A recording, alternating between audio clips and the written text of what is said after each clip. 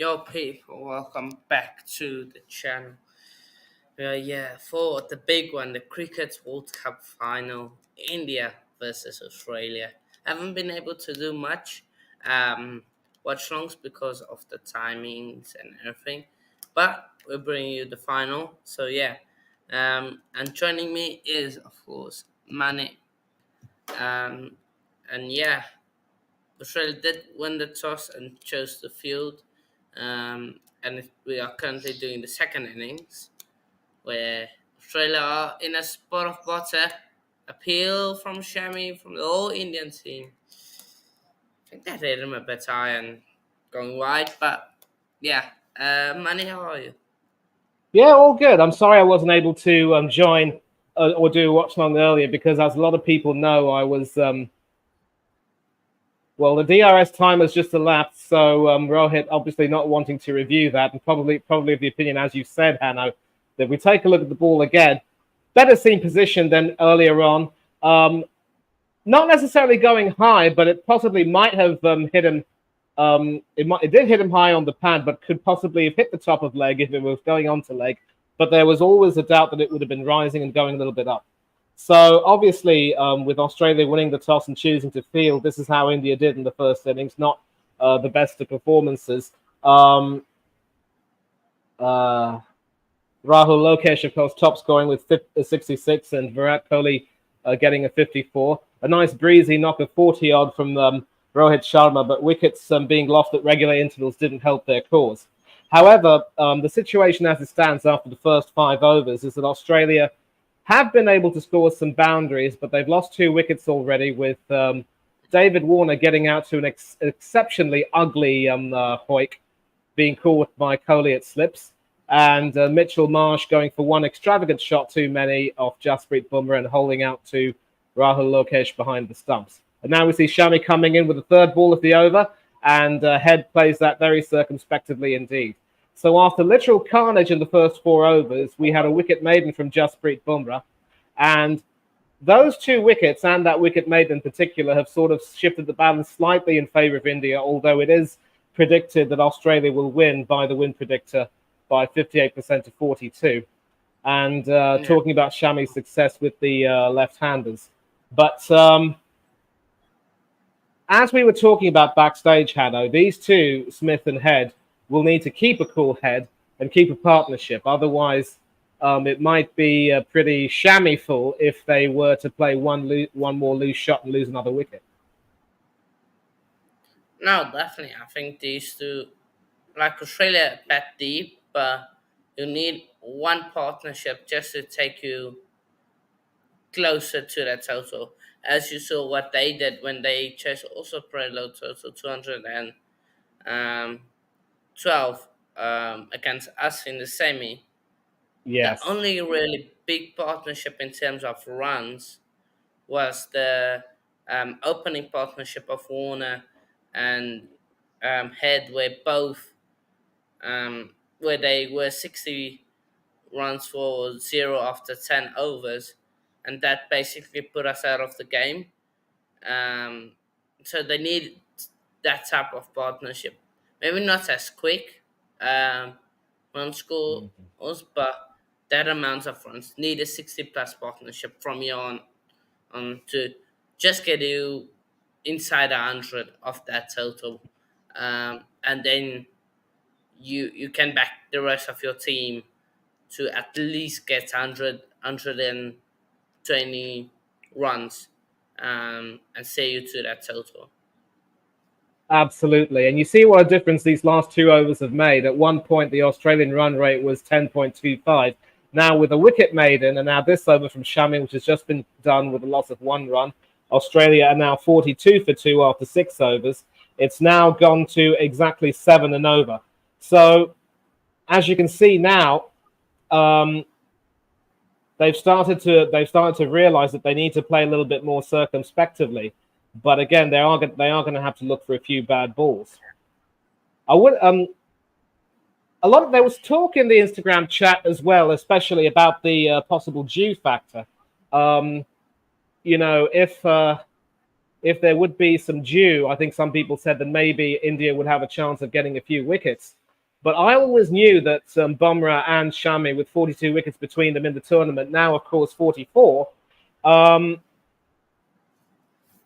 there's always going to be a chance that the openers would be a little bit circumspect and nervous, and try to approach this like a 2020 and play one stupid shot too many. And so it's going to be up to Smith, who hasn't exactly had the best returns this tournament, to try and really knuckle down. But I'll tell you what, Travis is keeping a pretty good head so far as Bumrah begins his over.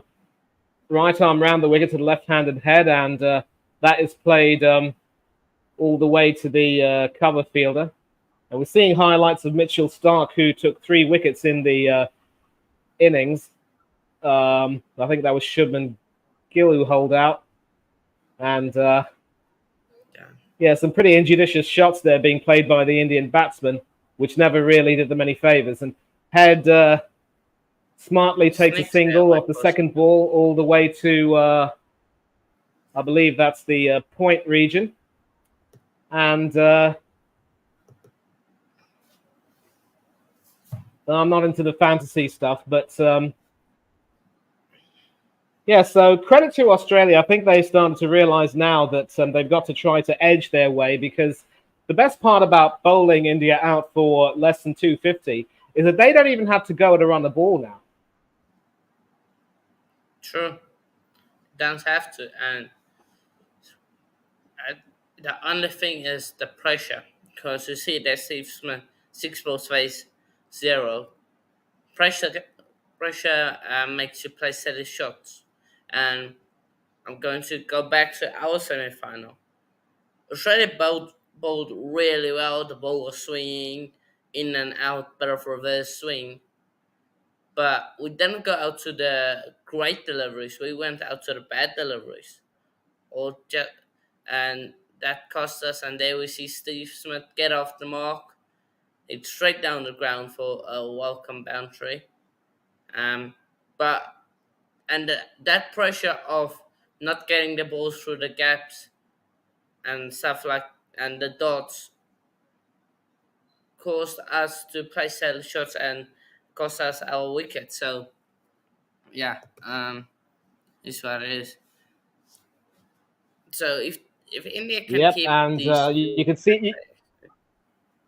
Just taking a look at that shot from Smith again, he had the bat face very straight, and obviously, however you want to play, you want to try and make sure that it's more or less straight, if not completely straight. And certainly, with now that you've got a right-hander and a left-hander at the crease, and Smith and Head respectively, you're forcing effectively the bowlers to change their lines.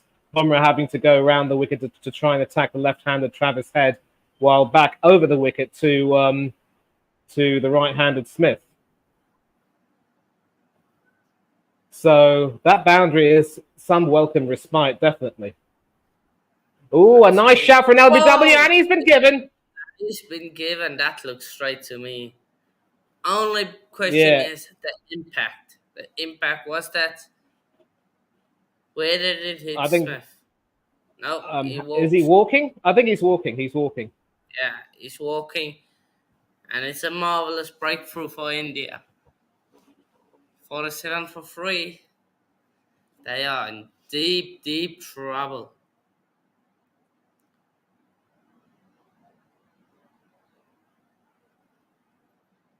Let's see. Where does this hit? I wouldn't say deep, deep trouble because. Oh, no, that's plumb. Unless it's going over, that's plumb. Yeah, and you could see how much that means to him, and an absolutely brilliant delivery there from Bumrah, recovering brilliantly after being hit for 4. And after 7 overs, Australia are now 47 for 3. And so they're still going strong at nearly 7 and over, but they cannot afford to make any more mistakes. Yeah. Again, it was almost like when we played against England, and even Australia in a sense, at the start. They were scoring really quickly, but that wicket column kept going up and up and up, even though they were smashing us to pieces. So, and that's a big thing. They can eat you for fouls and stuff, but if you just get that wicket every second over, um, you will win the game, and that's what India are doing right now. And but definitely looking Exactly. As I said, at if you lose wickets at regular intervals, then you're putting yourself in all sorts of trouble. And of course, one consequence of that semi-final is that at least we were guaranteed that one South African would be playing in the World Cup final, and he's arrived in the form of Marnus Labuschagne, who goes straight to the non-striker's end. Now, it was pitching outside off, but the impact would have been in line. And of course, I keep explaining to our viewers that, of course, if it's a right-arm bowler bowling over the wicket to a right-handed batsman, it can pitch outside the line within a certain range, but the impact has to be there. And an awkward delivery there, which had Travis Head in all sorts of trouble. And we see Glenn Maxwell there sitting rather, worriedly. I'm sure he would not want to have face the prospect of having to come out to bat against this seam attack, because you can see there Head completely losing his left hand. Yep, you said it perfectly, but cut him apart. Right into two. And Pip, Charles fan, come on in, you get them out. All Ryan, Pip yourself. And Edgar has been almost lucky to survive. Because there's been a few balls that just missed the edge and just missed the wickets at times. Let's see again this wicket. Yeah, that's plum. That's plum. Yep. Wasn't even rising high enough, and yep, definitely caught him. And you said the boundary was pretty much a false dawn. Could we have another one here? Oh. Not quite. Oh, like I said, he's riding his luck Head. I'm surprised he's still there. Yeah. Oh. And what's really notable is that Shami has gone back to doing what he does best, getting the seam position spot on.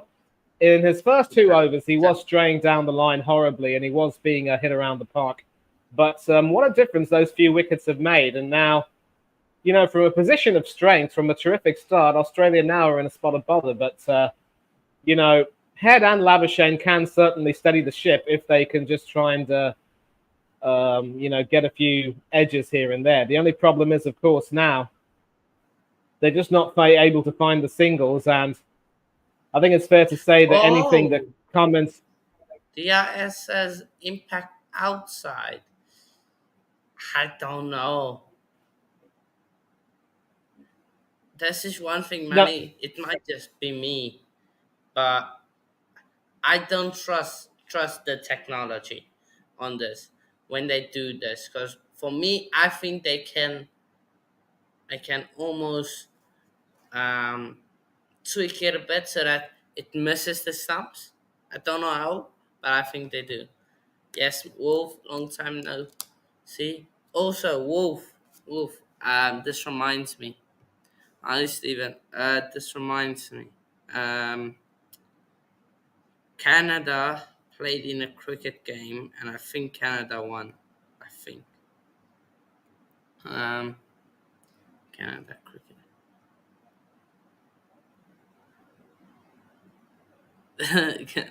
Oh, Wolf, nah. That's disrespectful.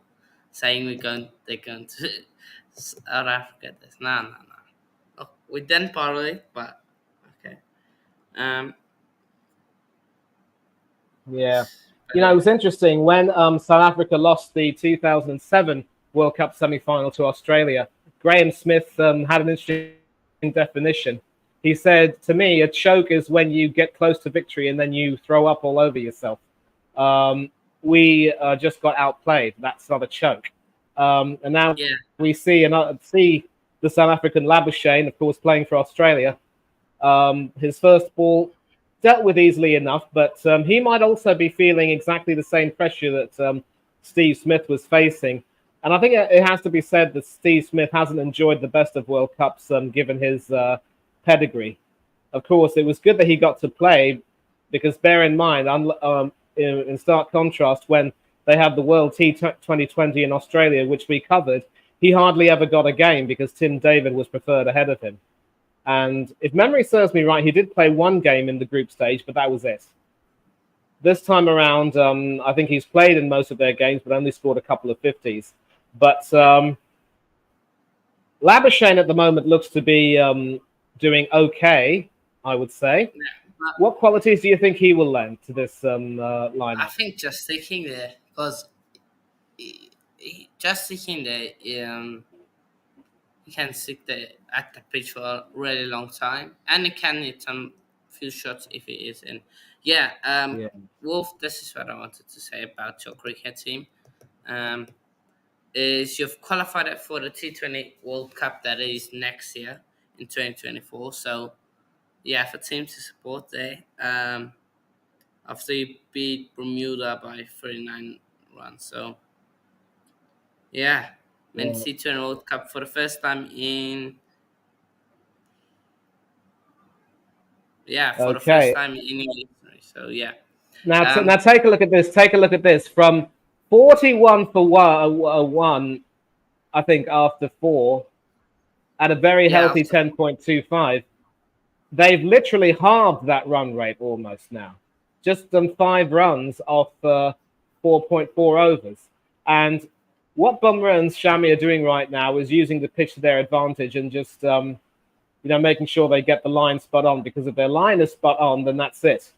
And as I say that, a very unfortunate delivery which goes Rahul straight through the wicket and keeper for 4 byes.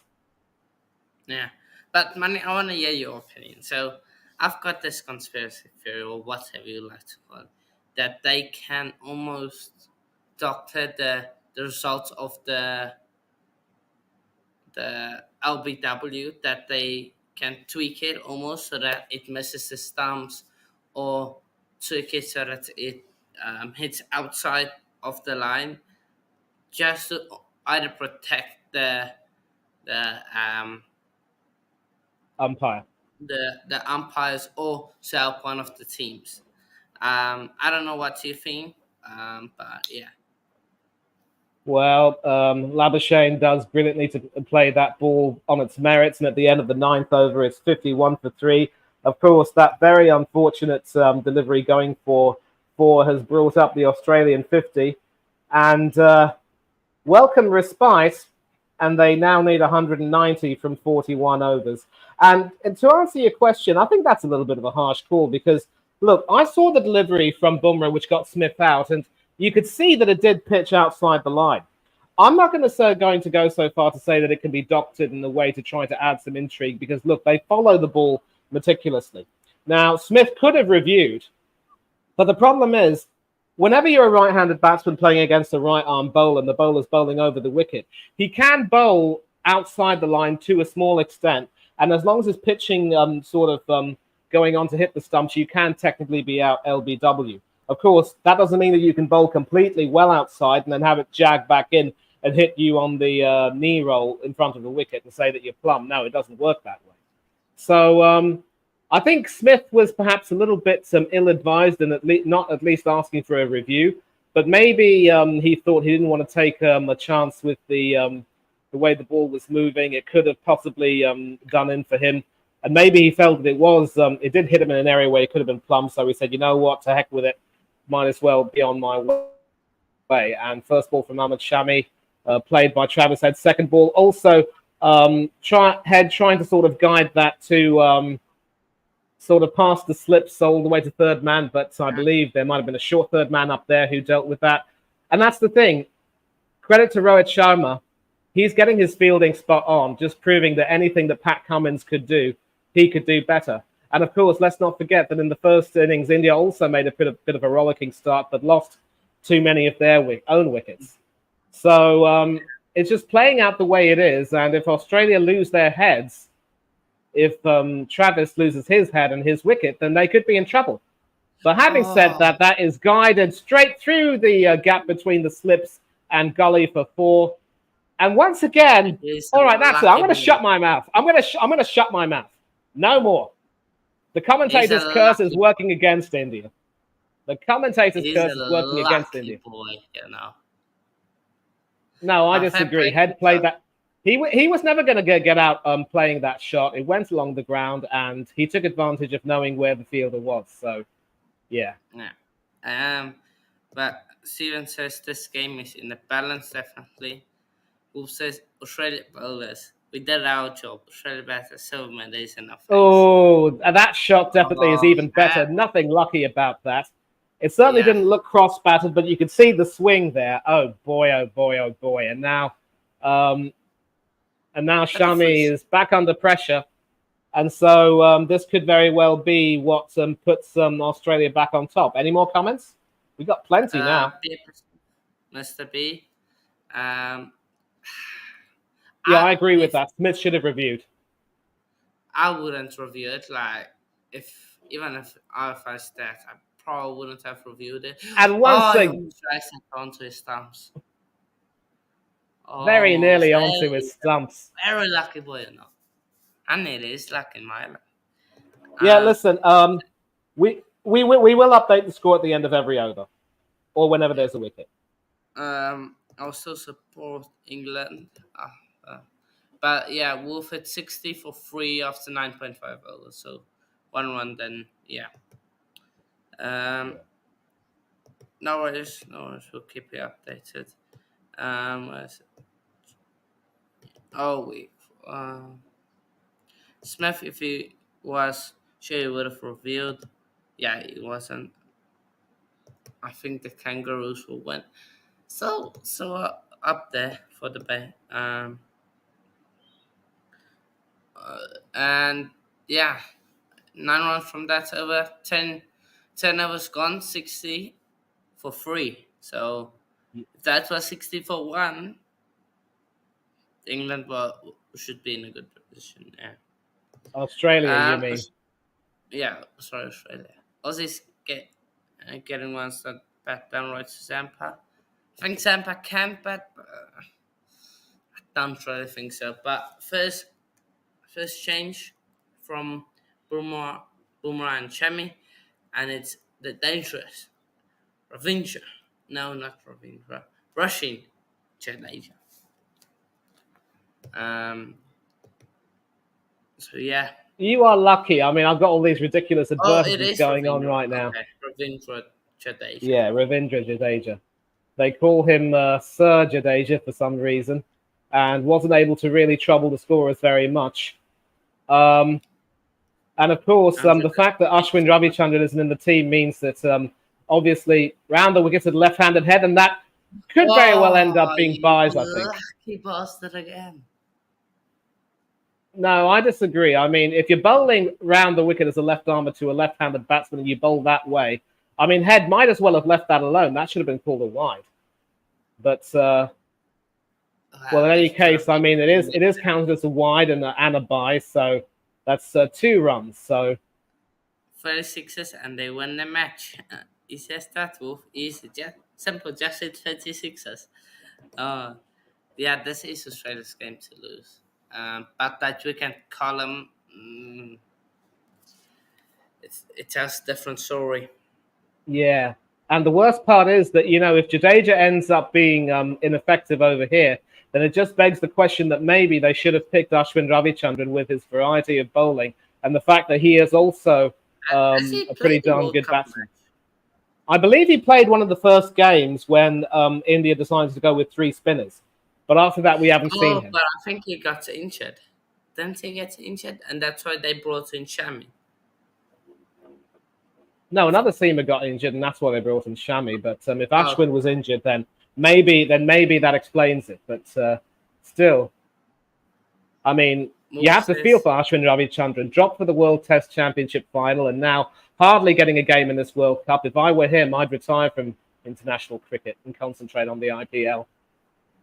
I don't think he's got much of a role to play anymore. Mm. Oh, once again, Oh, Travis Head. I'm telling you, he's lucky to be out there. He's lucky. He's lucky. Um, I must T20 and Test. At least those 2 formats, you can breathe and relax, says Wolf. I'm not too Well, sure I why the don't know about. DRS timer. I'm not too sure why the DRS timer's going on. Was there a possible LBW shout? Yeah, I think that was the shot from behind the Mm. stumps. A nice piece of trivia. Richard Illingworth is a former left-arm spinner himself, and he was a part of the England squad. A chance for an Oh, that LBW, was but slowly. Height? they've got to Maybe review this height? one. They've got to review this one. I was just about to say that, like Jadeja, Richard Illingworth Maybe is a height? former That's left-arm the only spinner for thing I England, guess. and he was also a part of the England squad that played in the World Cup in India in 1996, all those years ago. And they decide not to review. No, I think the 65 to only thing 3 is after height. 11. I think the only thing saving him is the height. Because that missing, because it was turning. Yeah, probably missing the wickets or umpire's call. So yeah, but great And ball the there. reason why Jadeja bowls around the wicket is because he doesn't want to run the risk of any left-handed batsman sweeping him. And obviously, if you bowl to a right-handed batsman over the wicket as a left-arm spinner, then you run the risk of being called for bowling wide. Come on, swing the bat 30 times. It's so easy. 30 more sixes and the World Cup is yours. So. Manchester, I think Australia to win. Well, we'll see. Could they build up into this attack? Um, 15 wickets in this tournament, left-arm Chinaman. Very much a different type of bowler to Mr. Jadeja. And let's send the ball into the right-hander, and so okay, let's see. pitching Oh, in line, but going on to miss. So that's yeah, why they decided not to use the review. And good call in the end by Mr. Sharma. turned a lot. That's like a pitch almost on um leg stump, and it turned so that missed off. So there's lots of turn in this pitch. We can definitely see that. Can Yadav use it? Mm. And the thing about Australia is that you take a look at the ground right now, the Narendra Modi Stadium in Ahmedabad. I believe they say it's the largest ground in the world. And most of these Aussie cricketers have been used to playing at the MCG, where they don't really go for big hitting, but they do like to move the ball for ones and twos and are excellent runners between the wickets. So they do know how to chase and how to play at these big grounds. No, definitely. I think so. And you saw it a few times between Warner and Head, and Ed could have easily missed that and it hit the wicket straight to the fielder. Only one run from this, but you saw it from those two. They lacked the quick singles. There was one time Warner hit through the gap. It was stopped before the boundary, and they ran for free. So I think there is definitely something they can use. They was playing at the MCG and that big ground. Yep. Well, apparently the third wicket falling has slightly tipped the win projector 52% to 48 in favour of India, but there's still a long way to go. And Labuschagne works that final ball at the over to a single down to mid/long on, and Australia 68 for 3 after 12. And again, they are going. They're sort of doing what they have to do in terms of trying to just steady the ship and not do Yeah. anything silly. And it will be only a matter of time before Sharma tries to do something. And I don't know if you got to see the first innings, but Cummins was winning a lot of praise for, trying something different, not sticking to a formula, and bringing different bowlers in, and not allowing the batsman to get into a rhythm. I wonder if Sharma has a bit too much faith in his bowlers. Maybe it could be that he has to try something different. Yeah. Oh, I've been tried there close. Stephen, no. Um, the one of the Big Bash teams plays there. Melbourne Stars play there. The Stars, Yes. Melbourne Stars. They did the Renegades play on the other one, but yeah, Stars play on Uh, that. It's rare. It's rarely sold out anymore. And I don't think the Big Bash gets that amount of people at stadiums anymore. So it's sad, but then the past. So yeah. Um, yeah. Narendra Modi Stadium. I don't know where he gets this from, Wolf, but it's just kind of weird to name a stadium after a sitting and a current The leader. reason why is because Modi hails from the state of Gujarat. He is the current prime minister, and I agree that it isn't really a nice look, but it is what it is. Sadly, a large number of people in the country seem to be in love with the current prime minister, and I'm making it clear I am not one of them. But this isn't the time to talk politics. And now you can see that Labuschagne and Head have worked Jadeja for a couple of singles off these last two balls. So 2 runs off this over. So Yeah. Labuschagne's doing the right thing, just keeping a cool head and just protecting his wicket as best he can. And 70 for 3 after 13, which means that they need another 171 after 37. So Yeah. Should we bottle this? Just watch. I don't know. Maybe. Um, Canadian werewolf.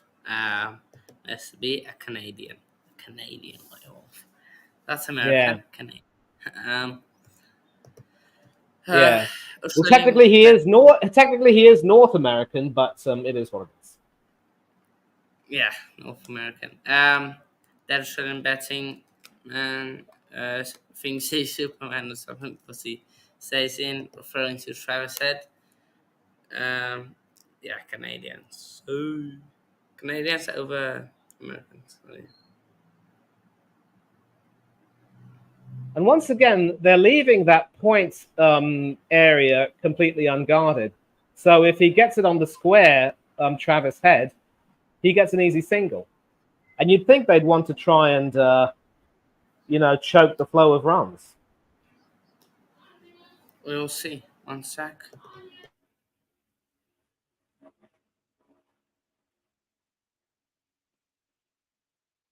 And Labuschagne plays that all the way to square leg. And that's another single off Kuldeep.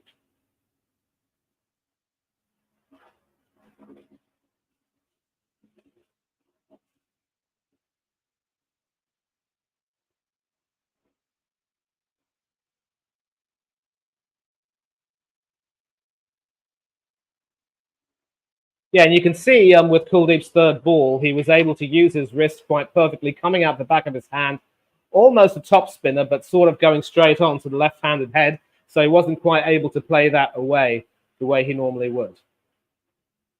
And that is nicely played all the way down to long off for a single.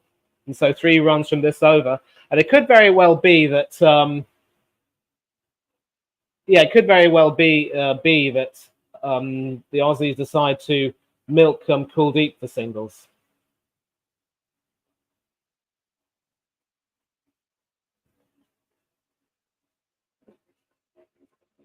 And Labuschagne trying to get a cheeky single there, but the short backward point fielder says, not on my watch, you don't. And so 3 runs off this over, which isn't too bad under the circumstances. Maxwell to come in at 6, Inglis at 7, Cummins at 8.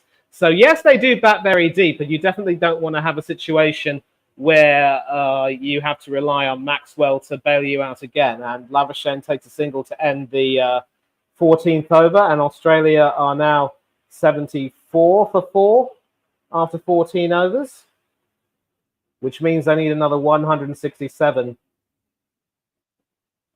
to win from 36 overs. Definitely well under 5 and over, so all they need to do is just keep their wickets intact, and they've got this in the bag. And the worst part is that it doesn't look as though Yadav is getting any kind of, I mean, he's obviously getting spinning the ball beautifully and getting some assistance, but not quite able to get that type of penetration that will result in a leading edge or whatever. And so Jadeja back into the attack, and that is very nicely played by Labuschagne all the way to deep extra cover, and that will be a single. That takes Australia to 75. That's the 3/4 century. Sorry about that. And Jadeja once again bowling around the wicket, and this time Head sort of using his soft hands to play that down to long off for another single. And this is where it's going to start getting a little bit troublesome for Sharma if he can't take another wicket. Because neither Jadeja nor... I mean, obviously they started off brilliantly, Jadeja and Kuldeep, but since then, Labuschagne and Head have settled down to play very circumspectively and very, almost respectfully, one would say.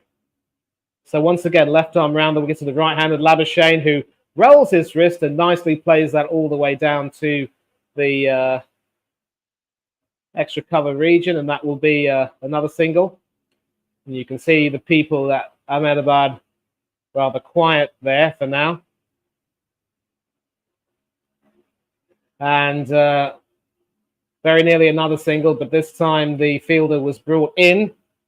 So there's no more backward point. You see point being brought in to say you're not taking another single at this area. Last ball of Jadeja's over. He gets through them very quickly. And that is very nicely played all the way down to long off, splitting the bowler and the extra cover fielder. And after 15 overs,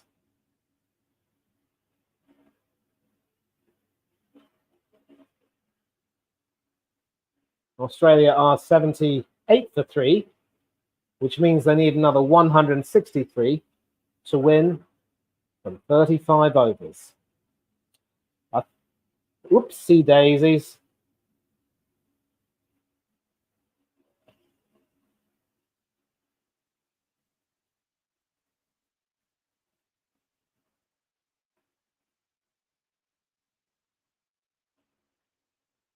The worst part about having to watch cricket over here in India is all these ridiculous advertisements.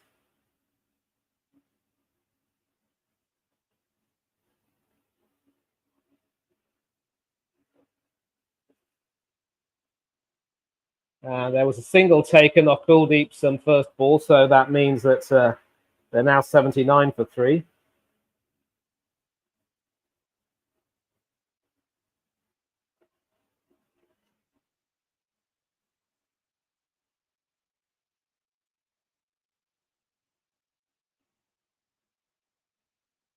And, well, that one played square to the leg. And Labuschagne was lucky that the fielder wasn't close enough.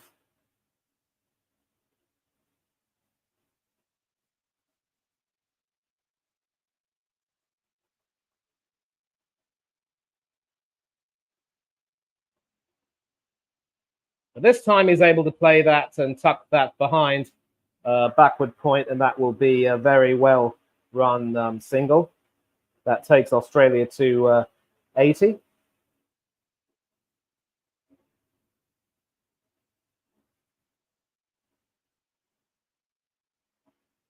And the Australian run rate is now barely over 5 and over.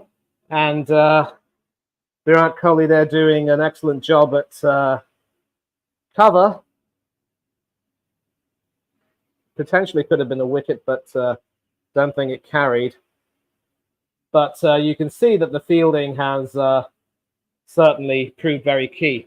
2 balls left, and straying down the leg, and Head says, back over your head. I mean, not over his head per se, but definitely over the long on fielder's head for a huge 6. And that will definitely increase the Aussie run rate, and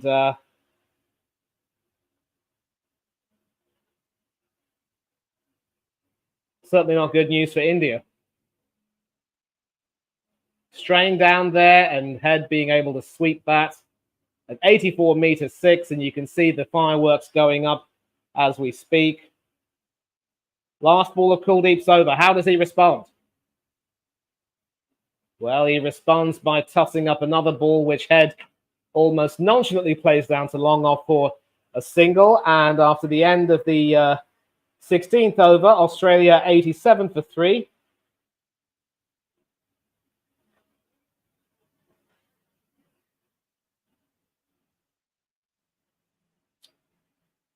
Less than 5.5 and over. And they need 154 to break India's hearts.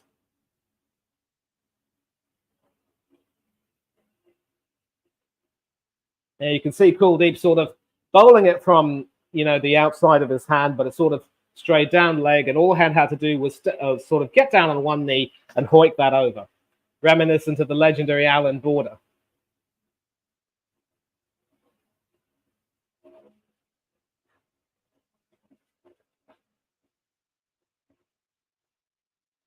And I'll wait for Hanno to return.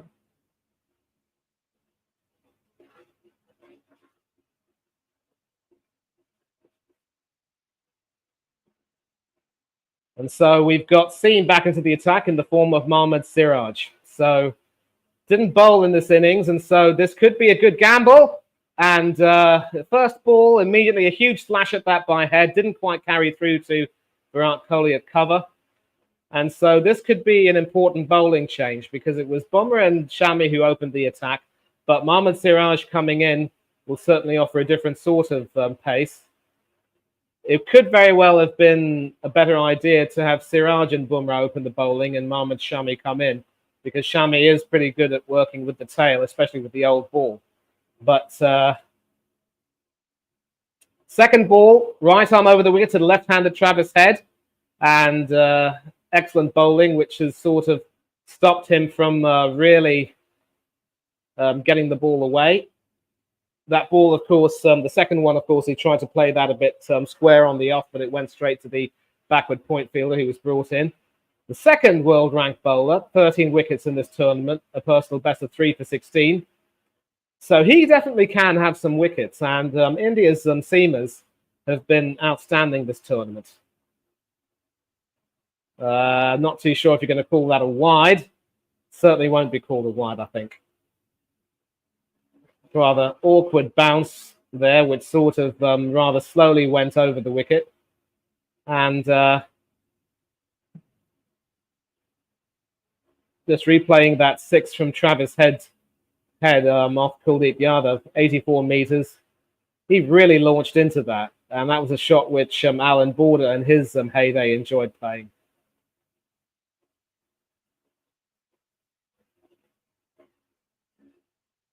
But this time around, Head is able to whip that away, I believe, sort of to the right of the backward point field, and that goes for the short backward point field, and that goes for a boundary. That takes Australia to 91 for 3. In fact, that actually flew between the slips and gully, I should say. And so Travis, keeping a cool head, and batting Australia into some form of comfort. If they can get to 100 without losing another wicket, they should be fine. And Siraj once again straying. Head is able to play that to square leg, but that should be fielded well enough for a single. And that brings Marnus Labuschagne on strike to face his first ball from Siraj. And Travis Head has 5 fours and a 6 from his innings so far. Excellent little knock from him, gone to 40 already.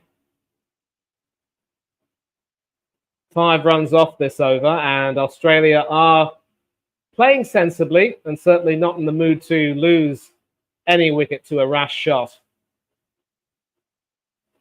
And Labuschagne proves my point by sort of tucking that all the way down to fine leg for a single. 6 runs off the over, and after 17 overs, Australia are 93 for 3.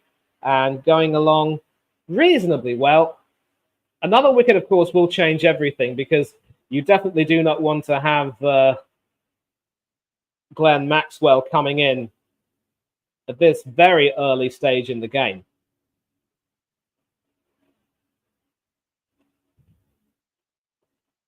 And the comments are just flying in thick and fast. Yeah, I think Mystic Werewolf said 25 more sixes. Banter me at work if they win. Chelsea fan, a keg of beer. Head smashing it around. A loose slow ball brought that 4. Get the likes up, yes. Australia just needs to be defensive and careful because it is their game to lose. Couldn't agree more, everyone.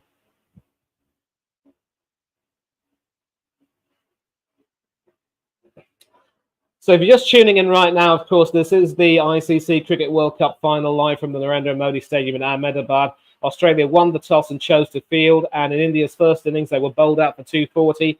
2 half centuries, one from Rahul Lokesh and another one from Virat Kohli. 3 wickets for Mitchell Starc. 3 for 35 off his 10, so quite expensive, but they still bowled them very well enough. And Cummins and Hazelwood were quite outstanding. Zampa did his job. Special mention as well for Glenn Maxwell, who did his bit too. And so this is the current second innings. Australia 93 for 3 after 17. Going on at about less than 5.5 and over, just less, of course. I've done the math quickly in my head. And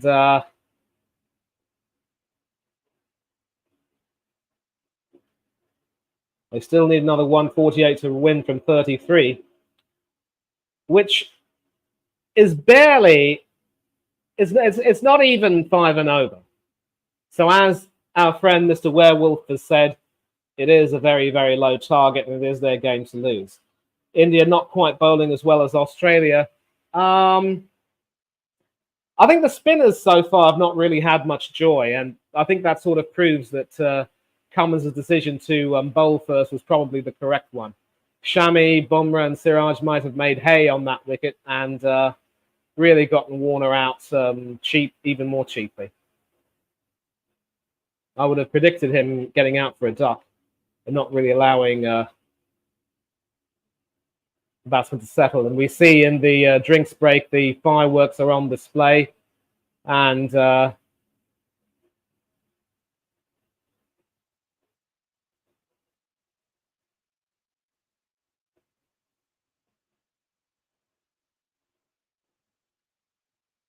Warner 7 from 3, very breezy, wanted to dominate, but completely lost it. Mitchell Marsh also another ugly little nick to send him back. And Steve Smith, probably who could have reviewed his decision. But at the moment, though, a nice little partnership of 46 for the unbroken 4th wicket. Shami, expensive. Bumrah, quite outstanding. 3 maidens between the two of them after 5 overs each. And the spinners haven't gotten much joy. So after 1 over of Mohammad Siraj, who does Rohit Sharma ask to bowl? It looks as though Jasprit Bumrah is coming back into the attack. No, he's sticking with Kuldeep. Bit of a surprise, really, because Kuldeep might have started off okay, but since then hasn't found any kind of joy. And so he's bowling against Labuschagne, who's played very circumspectly, 10 off 28. And we're going to find out now how he plays. Left arm Chinaman over the wicket to the right-handed Labuschagne. Pats that down. No fuss. No runs. And no wickets.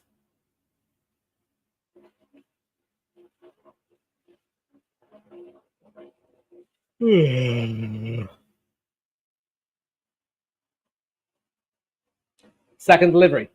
And this one was sort of going... I think Labuschagne definitely wanted to play that all the way down to fine leg, but fine leg's been brought up to sort of stop the singles. And they're still going well above 5 and overs, so they don't really need to hit out. And Labuschagne plays that quite perfectly, sort of to the side of the short point field, and Surya Kumar Yadav coming in at deep extra cover, fielding that. And the win predictor has now firmly gone back Australia's way with a 62% rating. 6 runs away from the 100.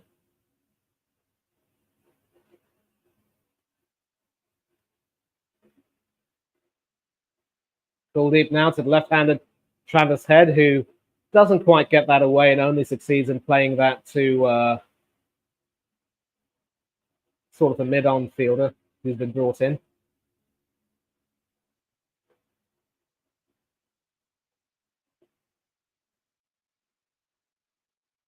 And that is sort of played with a nice flick of the wrist through to deep extra cover once again. Surya Kumar Yadav fielding. Another single from the over, taking Australia to 95 for 3.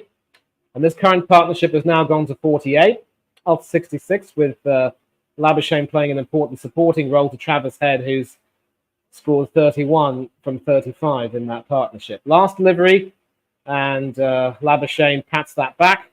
And that will be 95 for 3 at the end of the 18th over.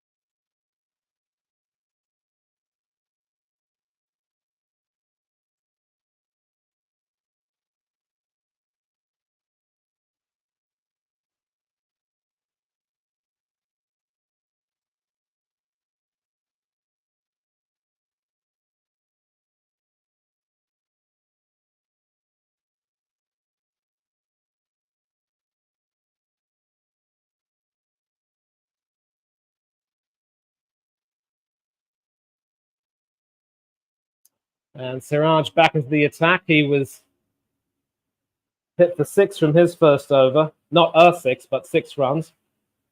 First ball, right arm over the wicket to the left-handed Head is ends up being a harmless single. I mean, not even a single, just a dot ball.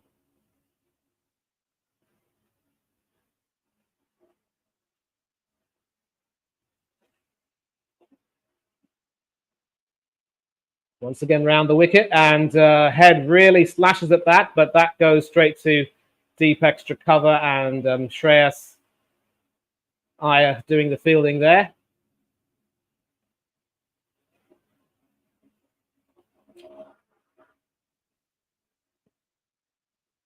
And this might be the way Australia will need to play. Just chip their way to 100 or maybe 120 and try and hit from there maybe.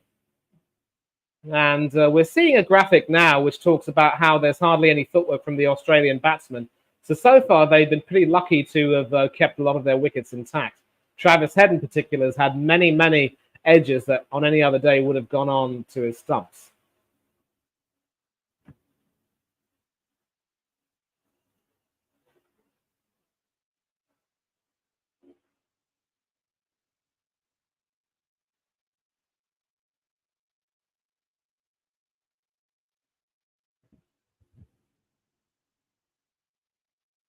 Fourth ball of the over. Over the wicket to the right-handed Labuschagne, who calls for a single and gets it. Sort of played into the ground, goes straight to the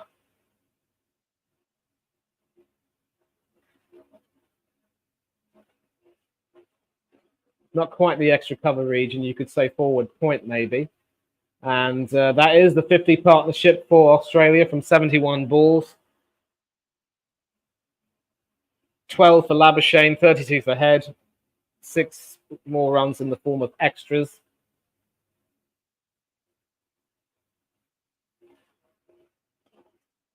Two balls left. Round the wicket to the left-handed Travis Head, who plays that well enough all the way down to deep mid-wicket, I think. And that will be a single. Takes him to 98. And quite obviously, Australia are going to try and target getting 100 or 100 odd at the end of 20 overs and sort of build towards 150 and then just hit right out. Last ball of Siraj is over. And Labuschagne calls for a single that is played all the way down into the gap where the slip fielders were. And 4 singles from that over takes Australia to 99 for 3 off 19. So they're going along very well indeed, as I've said. And they now need 142 to win from 31 overs.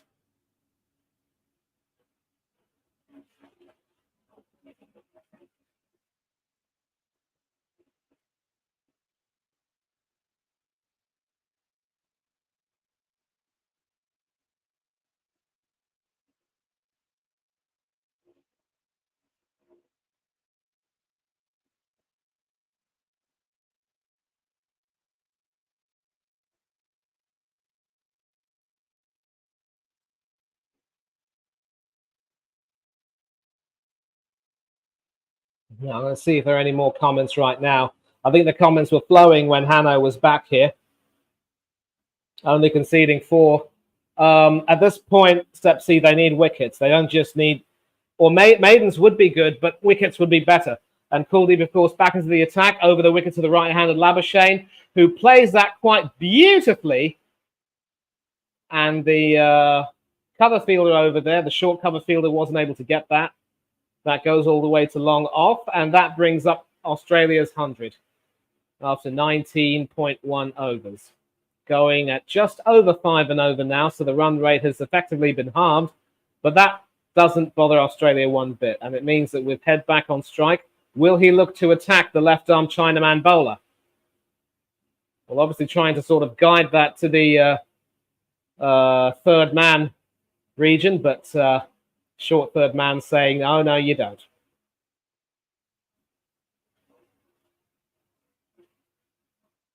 Third delivery of the over. And that is nicely played. This time all the way to deep extra cover. And that will be another single.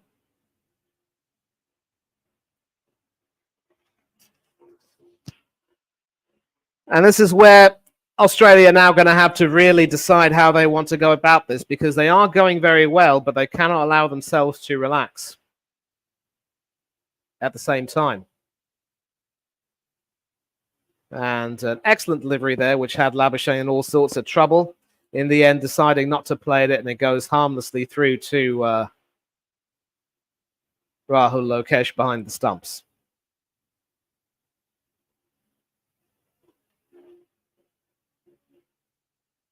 Fifth delivery of the over. And rocking on his back foot to play that all the way down to... I don't think it's going to go for 4. That is very well fielded. And they do, however, run for a very leisurely 2. And all the way down to the deep cover boundary. That is, of course, very well fielded. Shreyas Iyer there tumbling to get that and field that perfectly. Last ball. And playing that sort of down to the mid-wicket area for a single to end the over. 5 runs off it, and Australia are 104 for 3.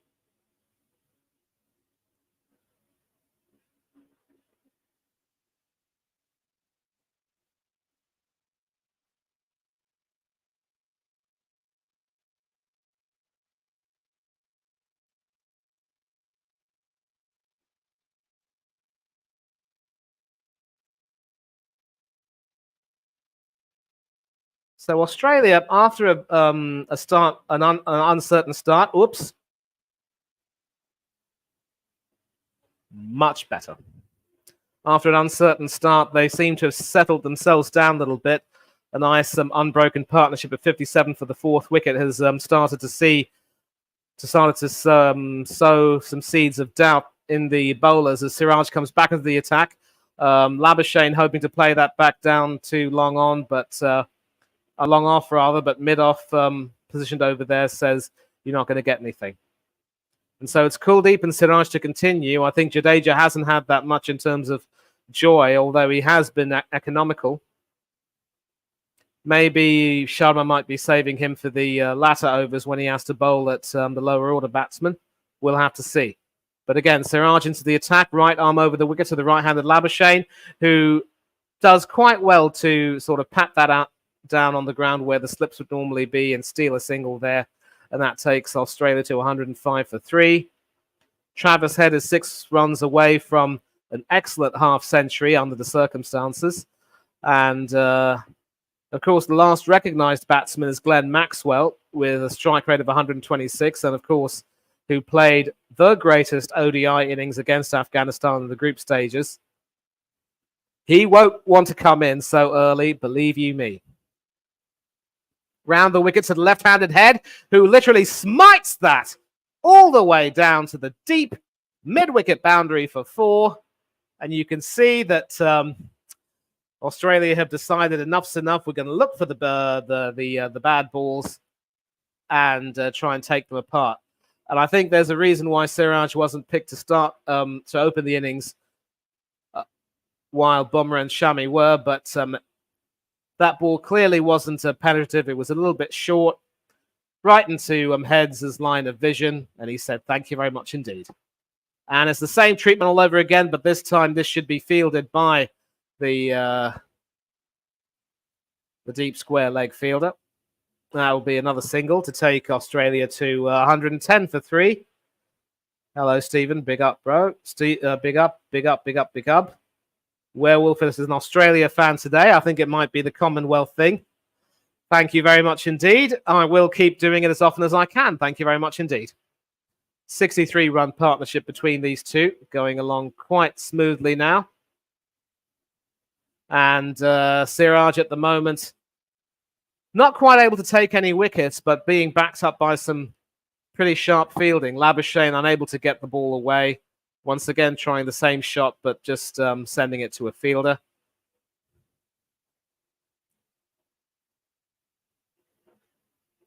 And so as long as Australia are able to keep the run rate at over 5 and over, above 5 and over, I must say, that is going to put a lot of doubt in the minds of the Indians.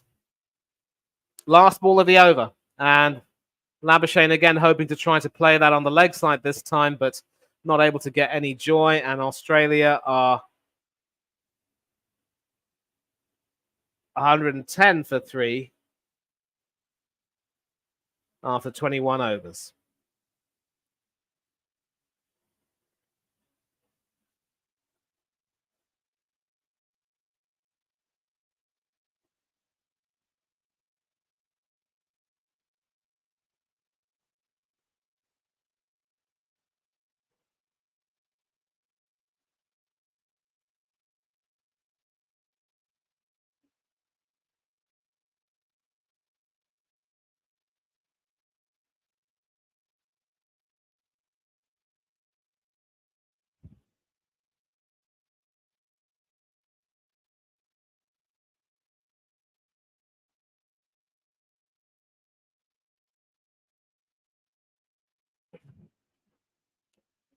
Kuldeep once again back into the attack. And I think the only reason why Sharma is insisting on playing Kuldeep is because he wants to get him to get through his overs, try and concede as few runs as possible. Travis Head, of course, is 1 run away from a very well played 50. Second ball of Kuldeep's over to the left-handed Smith, and Head guides that away along to point for an excellent, excellent 50 under the circumstances.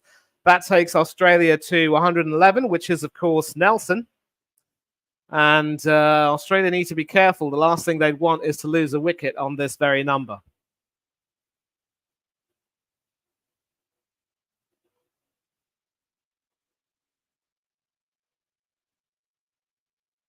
And the third ball is edged behind by Labuschagne. There's no slip. There's no third man.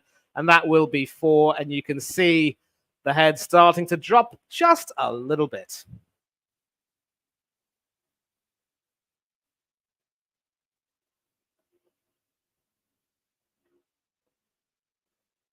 Again, Rahul Lokesh is not a specialist wicketkeeper and is pretty much doing what Rahul Dravid, the Indian coach, used to do during his glory days as an ODI player.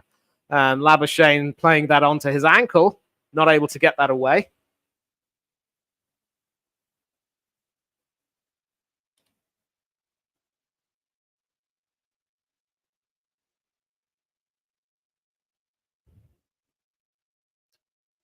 But you can see that the pressure is now starting to come off the Australians now. And as long as Kuldeep is unable to really stem the flow of runs and really pick up the wickets that India need, I think it's fair to say that this gamble will have failed quite spectacularly.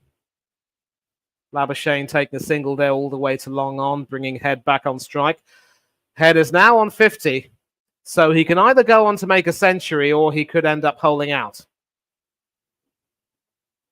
Well, he shows enough application to play a nice shot down to long on off his back foot. 7 runs from that over, 3 singles to the boundary, and Australia are 117 for 3 after 22 overs.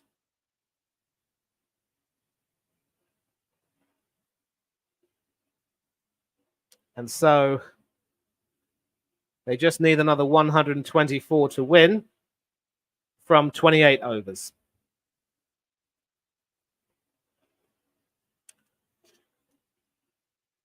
At this rate, not even 4.5 and over. So this is quite simply a good partnership so far. And as long as they're going to continue this way, India's heads are going to drop and the fans are going to lose a lot of interest.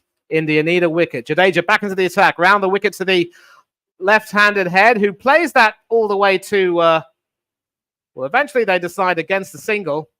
Labuschagne sent back there. But I want to take a look and see if that carried all the way to the short. No, it didn't carry. It was on the ground. And that has to be said that was some poor fielding from Kuldeep Yadav, who has not had a good time tonight with the bat or with the ball. This time round the wicket to the right-handed Labuschagne, who comfortably guides that down to long on for a single. And it looks as though Sharma has no other option but to try and get the spinners back. Not too sure where Hanno is at the moment, but maybe he'll be coming back later on. And Head also playing that to the same fielder, but because Head is left-handed, it's long off for him. Once again, it's funny how that works.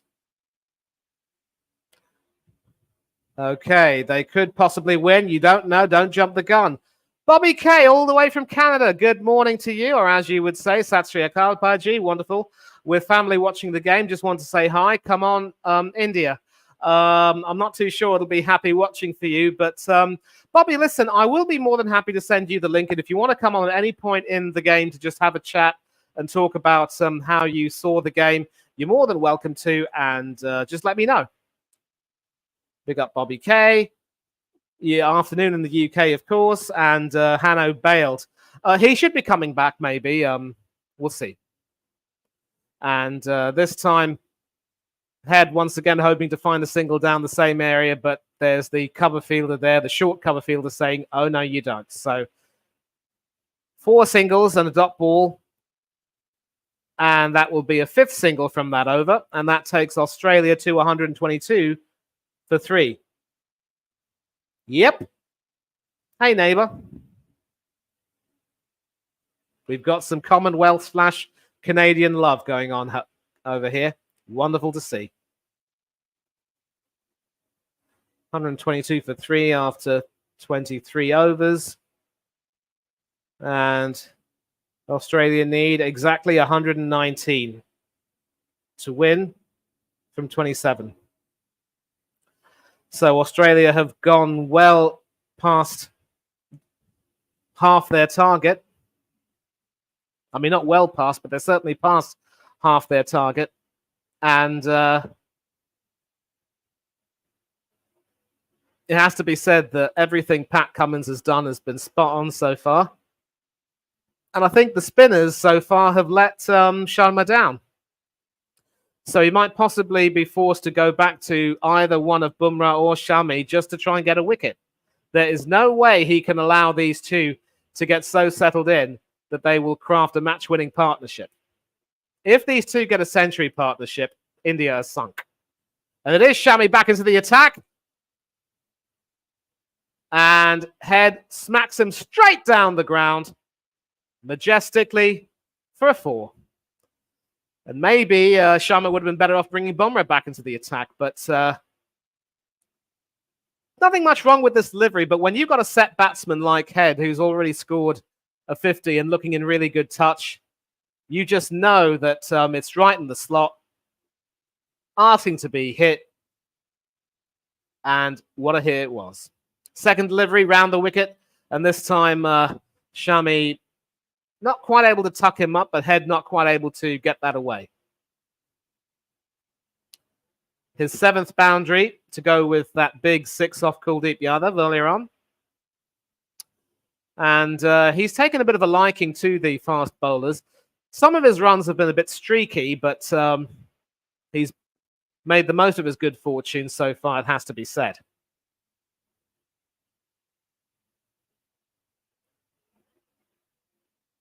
A lot of talk was on David Warner possibly shining, but it is Travis Head who is so far taking the headlines. But interestingly enough, both India and Australia at this very stage had the exact same number of runs, having lost the exact same number of wickets, 126 for 3. And I will update the score at the end of the over, I promise you.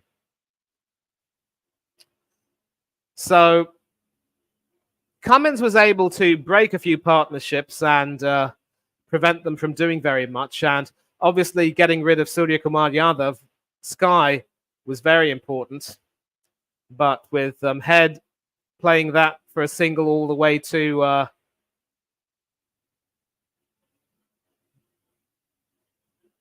sort of a short mid-wicket, I would think. Getting Labuschagne back, Labuschagne on strike. So far, it's not looking good, and India do need a wicket or two.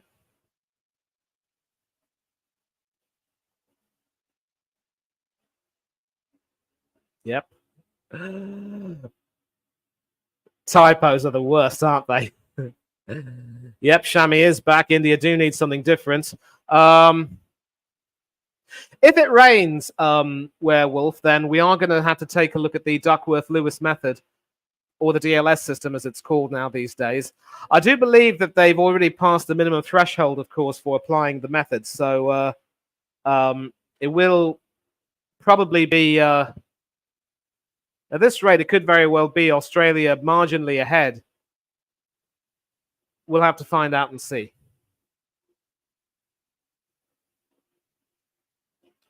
Last ball of Shami's over.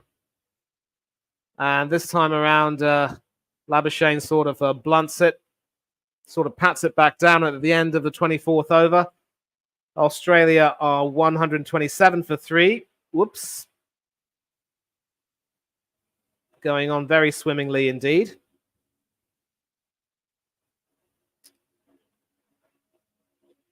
Need 114 to win from 26. And of course, if you do the math, it means that they are going on at about just over 5.25 and over.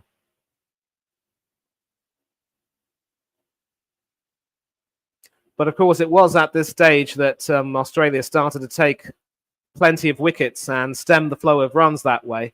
So Australia have to be careful. They cannot afford to make the same mistakes that India did.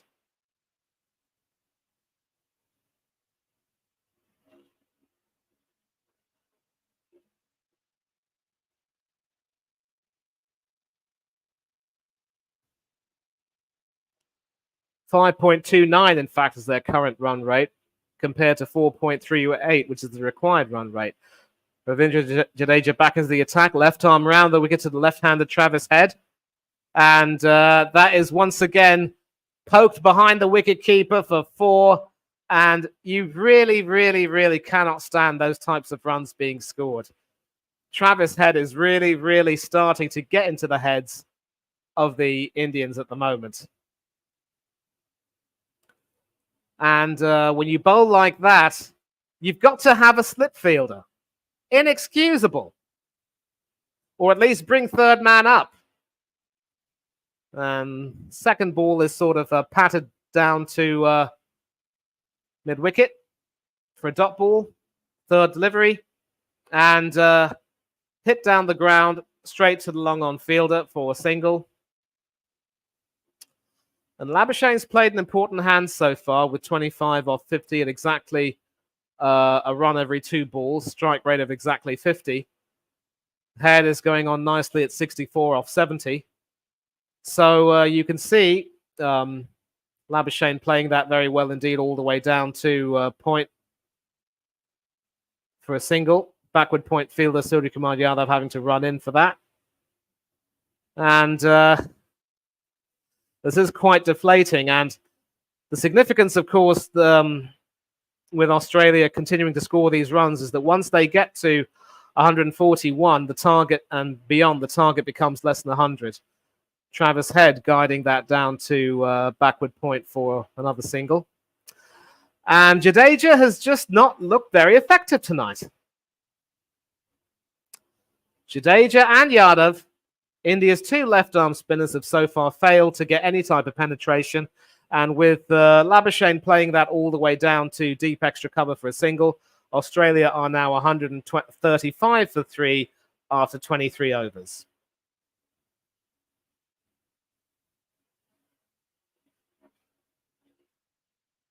Wait, not 23, 25.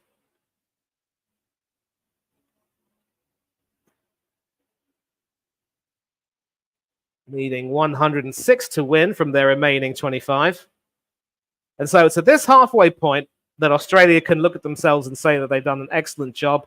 An unbroken partnership of 88 for the 4th wicket, which has pretty much really seen India's heads drop massively.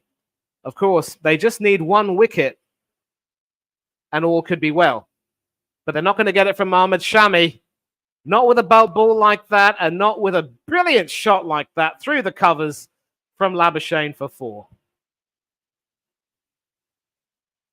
Mohammad Shami has been India's leading wicket taker, the leading wicket taker in this tournament with his 24 tonight. Again, the seam position is almost spotless, but you can see splitting the field there between extra cover and point. All you can do is just blow a chef's kiss for that. And Labuschagne is now coming to the party a little bit. Looked a little bit nervous at first, but has played his way in.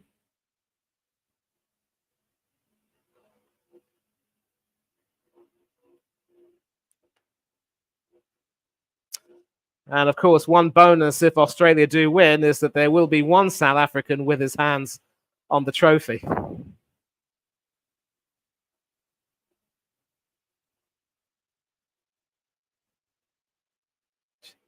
Third ball from Shami's over. Sort of patted all the way down to mid-wicket fielder there. And Rohit once again trying to encourage Shami. He would have been better off bringing Bumrah back in instead, really, because Shami has strayed offline today.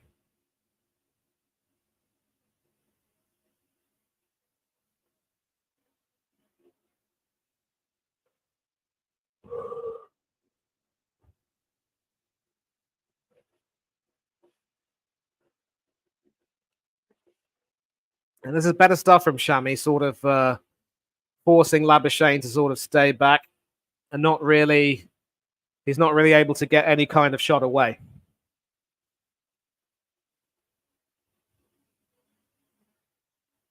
Travis leg. Nice one. Painful to watch if you're an Indian fan. Yep. That was the 4. You heard me announce it. 2 balls left from Ahmed Shami's over. Over the wicket to the right-handed Labuschagne. And that well, when it's going your way, it's just going your way. And there's no fine leg over there who could have been brought forward to run in and take that catch. Jasprit Bumrah had to run in effectively from backward square leg. And that brings Australia's total to 140, which means that their target, which means they only need another 101 runs to score. A huge edge, which went all the way to the leg, but because there was no fine leg fielder, Labuschagne was safe. It's just not going India's way so far. Last ball of Shami's over. Round the wicket to the left-hander Travis Head, and he boshes that all the way to the square leg boundary. And you have to say that with that, that could very well be the match, because the significance, of course, from that shot is that with 9 runs coming off that over, after 26 overs, the target has now been reduced to 97 from 24.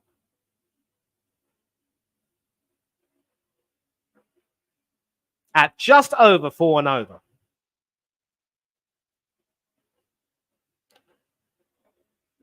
.04.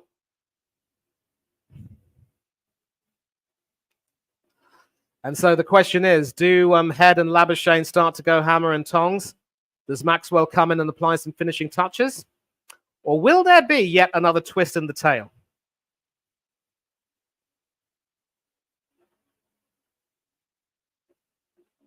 Yep, it does look like our friend who predicted India would lose could be right, with a target now effectively of 97. It is too easy. They better not choke.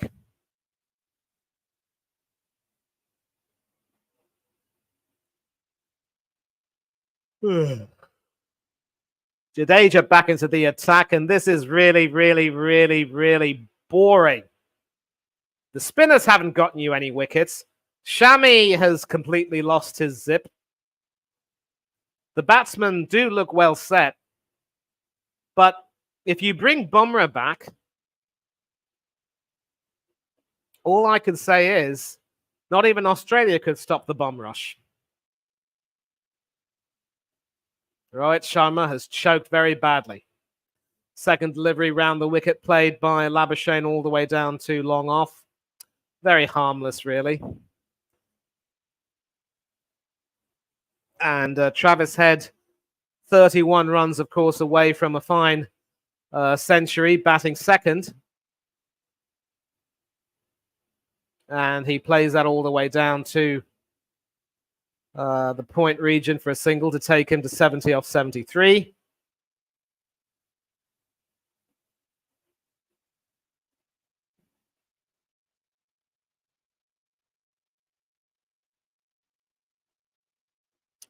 Labuschagne playing that all the way to point for another single. And Maxwell really, really enjoying it. At least now he thinks he might not mind coming out to bat. And, I'm not sure too sure that carried to Rohit Sharma there at cover. But in any case, Australia pinch another single, 4 singles from the over. And Australia are 148 for 3.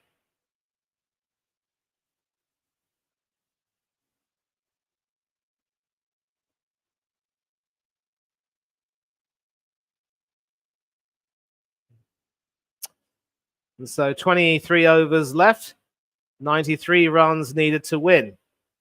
Once again, at just over 4 and over.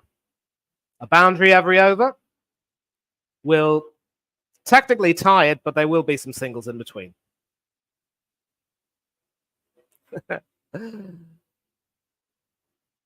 And it certainly has the hallmarks of Sri Lanka's batting performance in the 96 World Cup final, when after losing Sanath Jayasuriya and Ramesh Kalavidadna very early, it was left to Aravinda de Silva and Asanka Gurusinha to forge a brilliant partnership which effectively broke the Aussie resistance. And when Gurusinha got out, Captain Arjuna Ranatunga came in, boshed the ball around, and the Sri Lankan captain had the honour of scoring the winning runs. So it is Bumrah back into the attack, a few overs too late. And sadly for him too, the way Travis Head is well set, round the wicket, sort of bowling it off, and you could see that he just nonchalantly flicked that all the way over the, well, it was an attempted slower ball, really, and it wasn't even aimed at the off. It was sort of more on middle and leg, and Head using his wrists to flick that beautifully all the way over the mid-wicket boundary, one bounce over the ropes of 4. And, well, of course, I'm appealing for a possible run out at the non-striker's end because it did hit Bumrah's hand and go on to hit the wicket. But because Labuschagne had smartly grounded his bat in time, there was no chance of that being out. What's up, Boet? You could see a South African winning the Cup. The only problem is he's playing for the wrong country. And he's saved himself from getting out there at the non-striker's end. So the situation is Australia have reached their 150. They're 152 for 3 with that boundary off from Travis Head.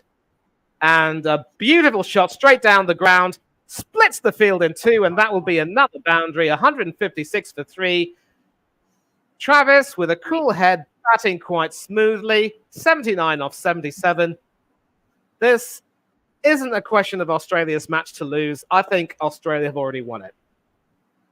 Yeah. Look, they already won this. And it's been a good recovery from Australia. The biggest problem that I had, of course, is that... Also. Oh, yeah. I forgot to mention that, of course. 109 unbroken. Make that 110 and counting. A nice cheeky single there all the way to the deep extra cover fielder. I'm not... Seems like Kohli is just allergic to winning trophies. Whether at the IPL with RCB or whether with India. But to be fair, he was, of course, a part of the... He was a part of the 2011 squad which won the tournament, so cut him some slack. He's already got a medal. Well, he doesn't really play a big part. Let's be honest. An appeal for LBW. Yeah. Says review. Bumrah says review. They've gone with the review. Well, they've got no choice but to, really. They've got no choice but to. Is there bat involved? Yeah. This could be a big wicket. Well, even if it is a wicket, even if it is a big wicket, the South African Australian Labuschagne has played his part. Nice seam position over there, and we're going to take a look. It could that's plumb. That's plumb. That's gone. It does look plumb to me. Missed his bat, hit him sort of on the heel. We're going to take a look and see if it goes on to hit, actually. But this time, there's no doubt about this one. It pitched well in line, and I think he could very well be out. We're going to take a look and see. Don't think... we'll wait and see. Let's see. Is the stadium empty already or on fire? They're not even using the Ultra Edge or the Snicko, as they would call it in the UK. Oh, there is the Ultra Edge. Okay. No Ultra Edge. Hit him on his pad. Just need to... I think it's maybe going down. I think it's going down. Yep, going down. Oh. Not out. Yeah, just going down at the moment. Again, so it's 158 for 3. That was one leg by. And the problem is, though, here's the problem. Neither Jadeja nor Yadav were effective at all. The batsmen were milking them for singles. So I was saying that, Siraj came into the attack and tried his best, but couldn't do very much. Sharma needed to bring Bumrah back into the attack, but instead he brought back Shami, who was hit. And now, of course, by the time Bumrah's back, with Travis Head being so beautifully well set, I think it's pretty much, done and dusted now, really. Again, the question is, how's that missing the stumps? I still think that they can tweak that, because as much as I thought it was going to be up by a score, it's still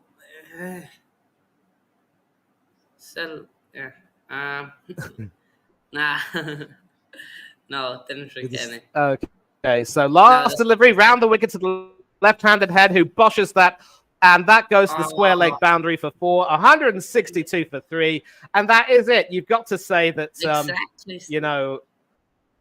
Ooh, not that being looked out, India. he said. Yeah, no, I think they can tweak the stuff. I honestly think they can play with the stuff. And I don't know. Should they stick with umpire scores? Another discussion. Um, really. I, No, now listen, you've got to sort of. I mean, they were right to go for the review. They had to go for broke. There was only one way to go. But look, it was just the finest of margins. It was just going down leg. And of course, but let's see. Kangaroos going to left it. Yeah. What's the score now? whoop, 162 for free after 28 overs. Manu will change that now. oh, Jadeja back into it. 28, right? Yeah, yeah. Jadeja, oh, for heaven's sake, not him. Round the wicket. All they're doing is just patting him back and, milking him for singles. This is one time where, reminiscent of 96, Shane Warne, who bowled magnificently for Australia in the earlier games, flopped in the final. Guru Sinha De Silva and Ranatunga took him to the cleaners. And Head getting down on one knee and boshing that, but that goes straight to the long-on fielder. Head has now moved to 85 off 80, and this could very well be another of the great ODI innings. Certainly one of the great final innings from Travis Head. No need for any Maxwell pyrotechnics this time around. I think really had to offer for Jadeja teams.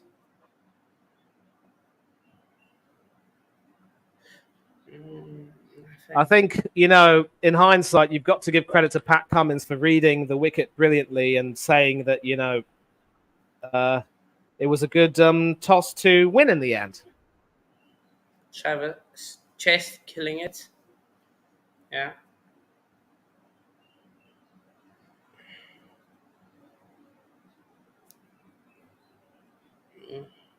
I think India should do now with Kohli retiring. If he plays in the T20 World Cup, don't play him, don't play him in the semi-final or final.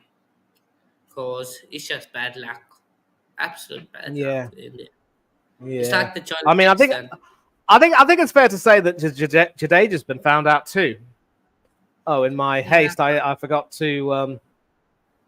Because the overs ended, I forgot to keep track of the score. Please forgive me, everyone.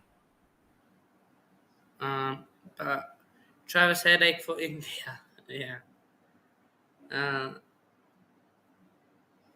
Come on, they just need one wicket. One wicket will get the crowd up again. They need a wicket. I think they're 165 for 3, yeah, or 6 for 3. 155 for 3. 65. Okay, cool. After 29 overs, Bumrah back into the attack, and it's something. Spark from somewhere. Just chase killing it. Again, Manny, you all know. I remember. Kohli Yeah? is the sexton of cricket. Let's get that. Every time he's in the World Cup, they lose. Oh, No, but you also have to feel for Rahul Dravid, really, because as a player, he never got to have his hands on the trophy. He was arrogantly by MS Dhoni denied a chance to be a part of the 2011 squad as a player before making a comeback to the ODI and T20 teams. He made a comeback to the ODI team and made his T20 debut in that ill-fated England series, where he was the only batsman to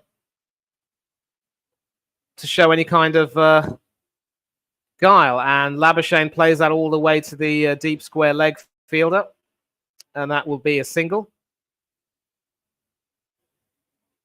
So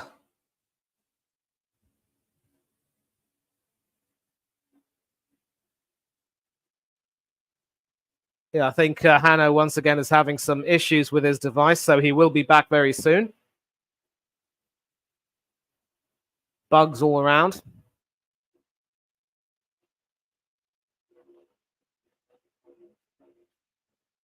Excellent delivery. You could sort of say in the block hole, but Head plays that well enough all the way to the point fielder, short point, you could say, and that will be I think they call that silly point, really. Right in the block hole, but Head jammed that down perfectly, and that'll be another. That was another single. Australia now 167 for 3, needing 74 runs. Travis Head wants a century, and Labuschagne will definitely help him get it, even if it means having to continue to blunt the Indian attack.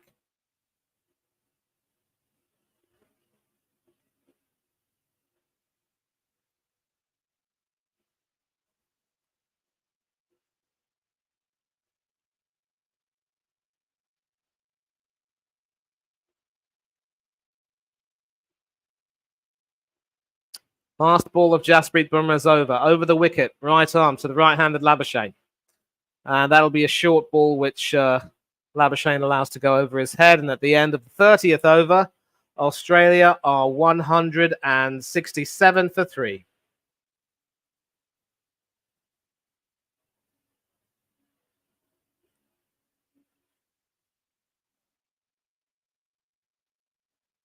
Needing another 74 to win from their 20 overs. And of course, the run rate had long since, the required run rate had long since dipped below 4. And you just wonder, Yeah. Okay, so I don't know if we can see your camera, but now that you're on your phone, I think you're watching. But yeah. Yeah. No, I'm still watching. I'm still watching the game on the TV. I just Kangaroos are going to lift it. They might put it in their pouch and just Travis Chest killing it. Headache for India, of course. 15 more sixes and it's over. I think it's now less than that. It's about 12 sixes and a double. But again, Manny, how long? How long till India decide to just defend the runs and not try and take wickets, just try stop the singles and stuff like that? They've tried stopping the singles and it hasn't worked. Now they just have to, I don't know really more what they can do. It's as if Sharma's going to have to turn to a few part-times to try to do the damage. I know that Kohli can bowl a little bit of spin, as can the captain himself. And we see Jadeja once again back into the attack, and Travis Head once again playing him for a single. All the way down to long off. And some gamesmanship there from Labuschagne, sort of interrupting Jadeja's flow. I wonder if Ravindra has indeed been found out. Round the wicket to the right-handed Labuschagne, who sort of pats down on that. And that's the thing. Now that the run rate, the required run rate, is less than 4, they really do not even need to, go aggressively.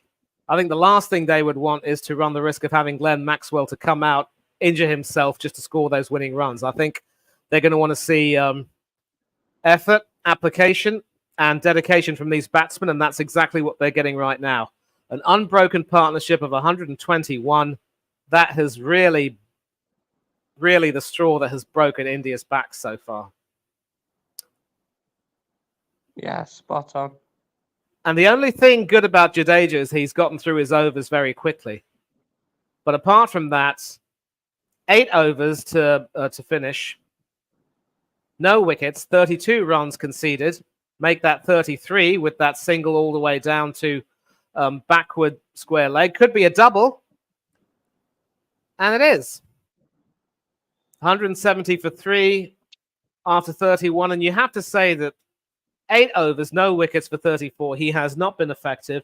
Kuldeep hasn't had any kind of joy at all either. So the spinners have literally been rendered toothless, it has to be said. Yes, they have. They definitely have. Let's see. Let's see what happens. They just need a wicket, India, and they will be back in it. Like a wicket just to lift their spirit. So you do realize that the next wicket falls will bring on Mad Max himself. Well, he didn't score against us, so true. But look, he's a threat. You cannot deny that. It definitely is. It definitely is. Let's see.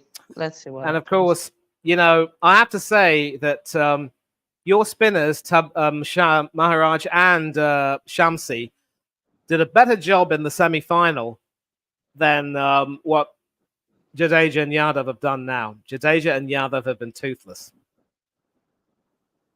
But once again, credits of Pat Cummins for winning the toss and opting to bowl first proved to be the right decision. Yep, no wickets for 30 off 6. He's been a little bit more expensive than Jadeja. And not go with your seamers. Maybe trying to stop the runs. But the problem is Kuldeep hasn't been able to stop the runs, and Head has been having a good time against him, sort of rocking onto the back foot and playing him like he did now, this time only for a dot ball, no singles. But Kuldeep just hasn't been able to find the penetration.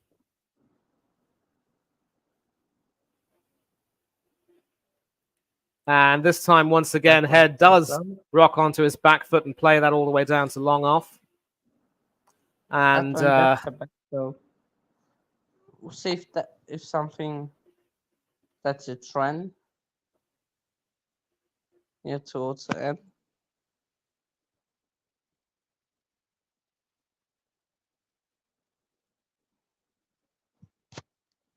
You see one India fan keeping his fingers crossed. But the way you see over there, Labuschagne just guiding that all the way to the backward point fielder there. Just they're set. They're batting well. They're treating the bowlers with respect, and they're hitting the bad balls for boundaries. This is, of course, just like Sri Lanka versus Australia in '96 all over again.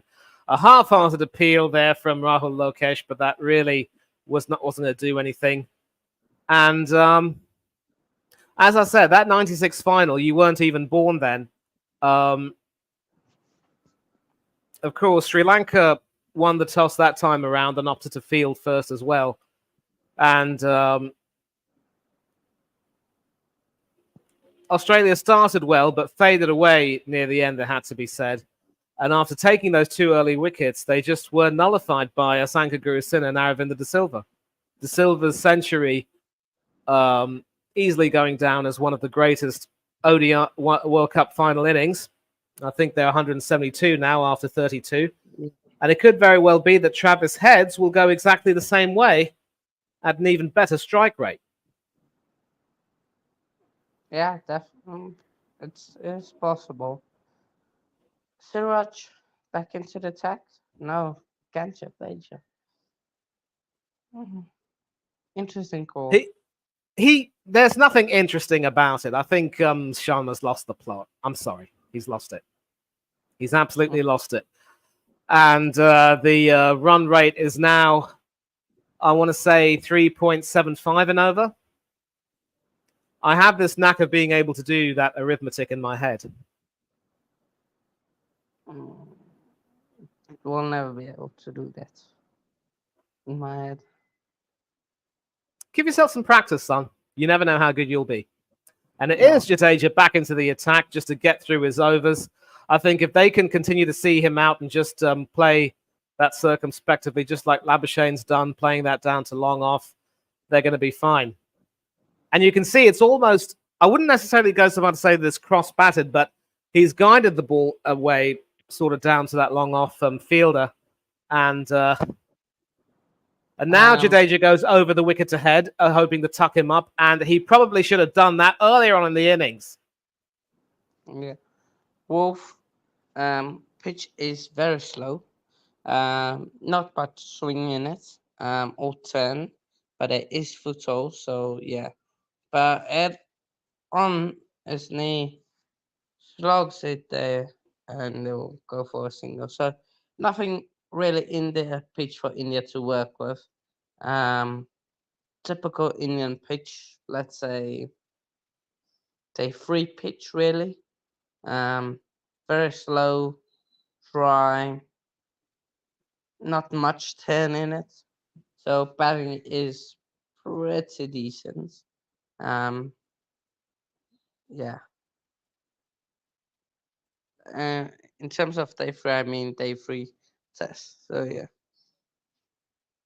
Um, Wolf, we don't like batting first, bowling first. We like batting first. Um, so yeah. I don't know what's that comment about bowling first.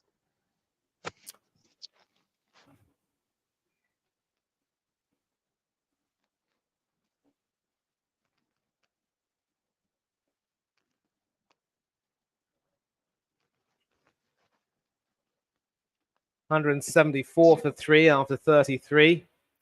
And even though Australia now just pinching the singles and just really taking them very, very slowly, you can just sense that it's a bit like the Chinese water torture, really. India just want to, let this agony get over. And it's 9 overs for 36 runs and no wickets for Jadeja. I'm sorry, but you could definitely say that he's been found out. India, Australia on 4 of India's total, 9 runs ahead. And they have got a wicket more in the bank than India. So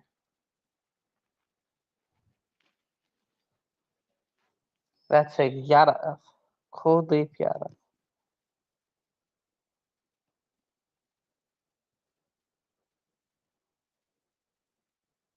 And you see, this is what a shot that is. Kuldeep has been very toothless, a bit like a one-legged man in a backside kicking contest, as we would say, and that is Travis Head's 13th boundary to go with another glorious 6, which he hit off Yadav earlier on, just getting down on one leg and smiting that over the deep mid-wicket boundary.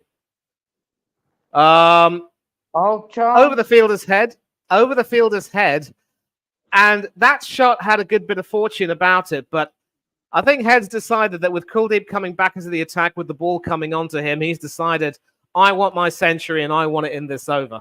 And then let me get out possibly, and Mad Max can come in and finish it all off.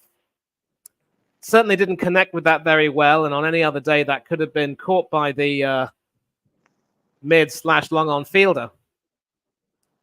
A beautiful cut shot all the way to the long off boundary, but well run for 2, and that brings Travis Head on to 99 off 93 balls. Money, do you know the song 99 Red Balloons Go By? Oh, yes. I believe in German they call that 99 Luftballons.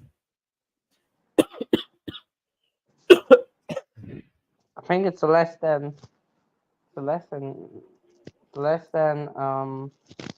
10 sixes, but yeah, almost 10 sixes now. Just I mean, no, 10 sixes will do it. 10 sixes will do it. Or 14 fours. I mean, that'll tie it. But Head still on 99. And he gets the single. Or does he? Yes, he does. Directed, could have been it. But 99 red balloons becomes 100 red balloons. Or yellow balloons, should I say. Yellow and green balloons. What an innings by Travis Head. One of the greatest World Cup final innings you will ever see. Right up there with Aravinda de Silva and company. Came in with his team. Started off, of course, as the opener and has carried his bat almost all the way through. seen wickets fall around him to some injudicious shots, but Travis has kept a cool head and now stands head and shoulders above the rest. What an innings, 100 off 95, better than a runner ball, and it is this innings which will definitely seal India's fate.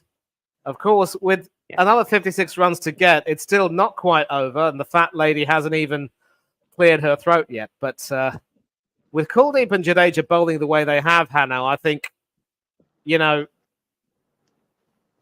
just not been India's day. Definitely not. And it's seldom one team goes unbeaten in the World Cup. I think Australia have done it a few times. But it's seldom. And now I know why. Because it's very tough to do. And usually a team has an off day. And today was the off day for India.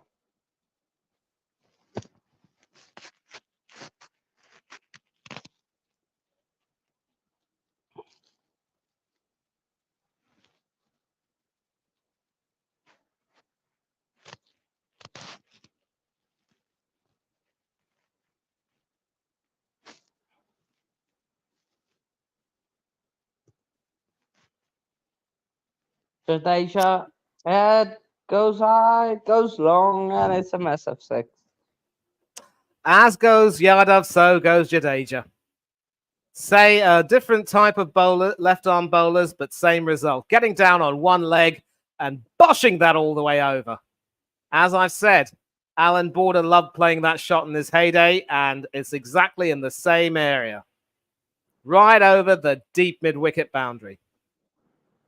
And Jadeja's miserable final takes another turn for the worst.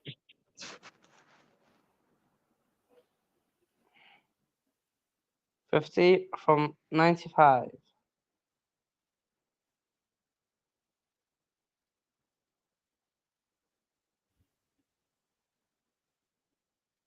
If I was the Indian fans, I would leave, not gonna lie. Get an early sleep. Get home safe, early sleep, work tomorrow.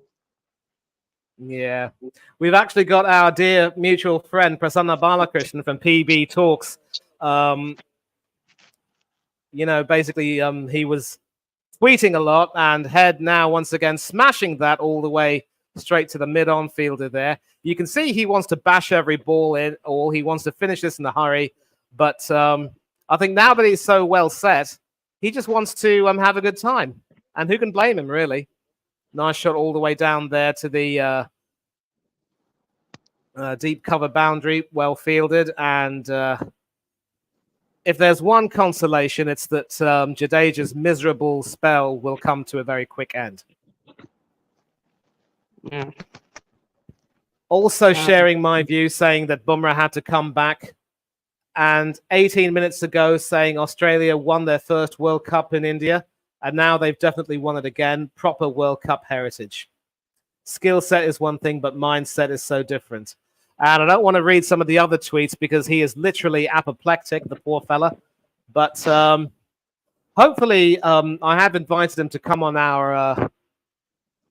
Yep, that's the end of Jadeja's miserable spell.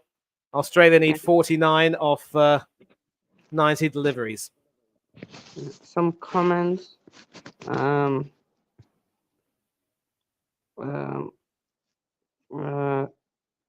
Travis smoking. Travis, the 100 head. This is easier than I thought it would be, says Mr. B.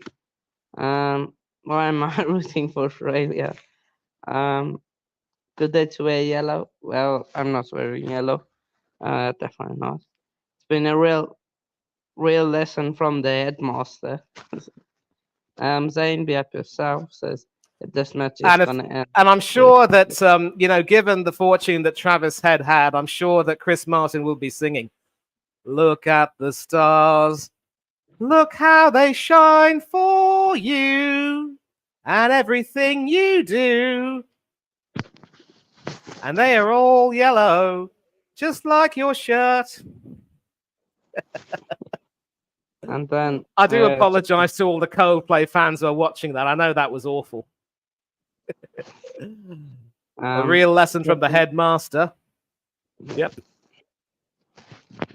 Tristan says Australia being too good today. A few for the Indian fans. Steve says never thought Australia would do this the way they started this tournament, and real second for India who were bossing this World Cup. Yeah, it definitely is. But it shows you just need. Usually, you just need that one loss, also in the tournament. Then you know that well, you're almost you had your bad day, and you hope it's not going to happen again.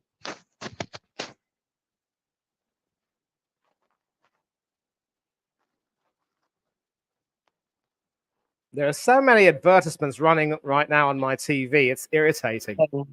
It Same really for me. is. They are advertisements. They were back to the cricket.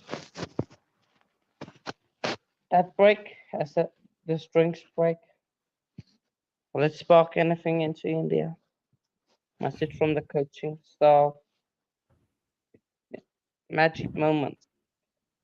Magic One moments. And of course, that was the six that won it for Australia from Mad Max himself. And funnily enough, they called Aravinda de Silva Mad Max in his playing days too, because he loved to hit it around. But obviously, the innings that he played in that World Cup final was quite a contrast to that. Mitchell Marsh also with 177 not out from 132. David Warner versus Pakistan with 163 off 124. So Australia has three of the highest scores in the tournament. And so, you know, it's funny taking a look at, and now once again, Kuldeep back into the attack. Hannah, you can take care of this. I don't want to speak about this guy, really.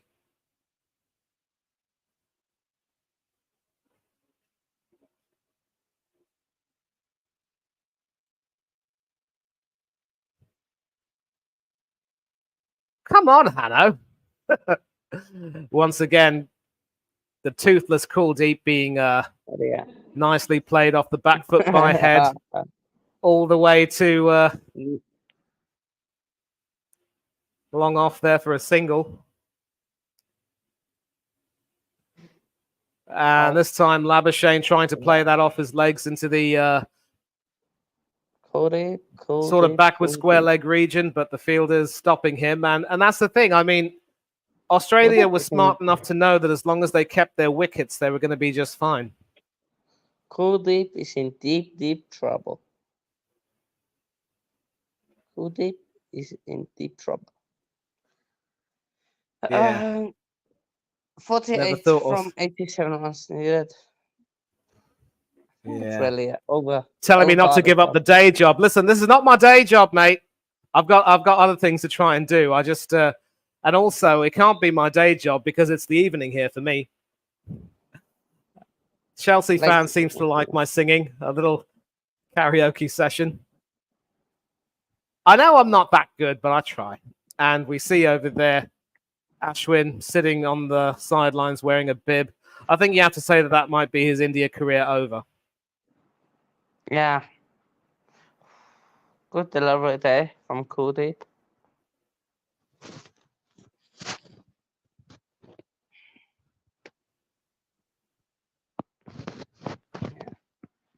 And I will need to drop off in about 5 minutes. So.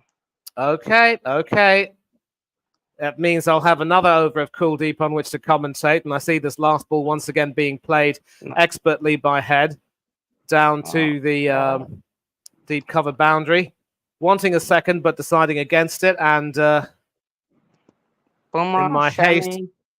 Sharaj, who's coming into this attack now? So I want to say they're 195 now, yes? After 36? Yeah.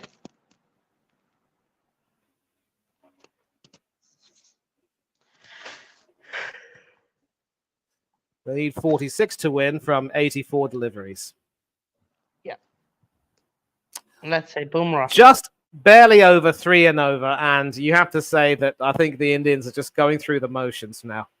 I think even they're smart enough to realize that the game is over.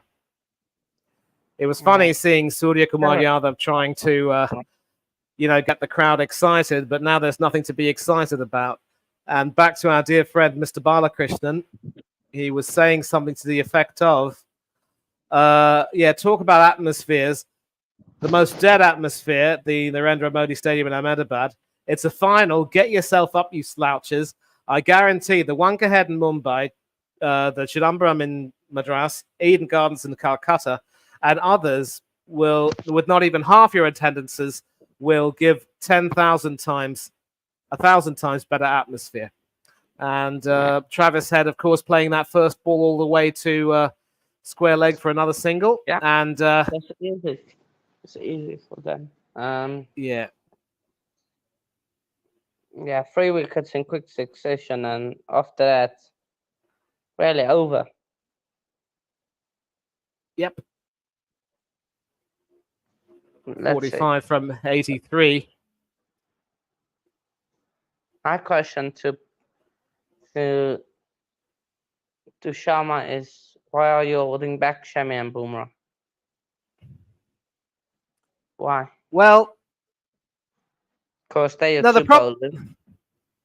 The best. Yeah, I think the problem with it is Siraj, of course, into the attack now, and I think he probably went for spin maybe a little bit too early. He would have been best advised to try and keep the seam the seam going, because once the spinners got in, I think the batsmen started to realize that they couldn't afford to try anything stupid, and boom, not quite the get down on one leg and hoik it over mid-wicket 6, but that is boshed over mid-wicket for a huge 6. And that takes Australia to 203 for 3.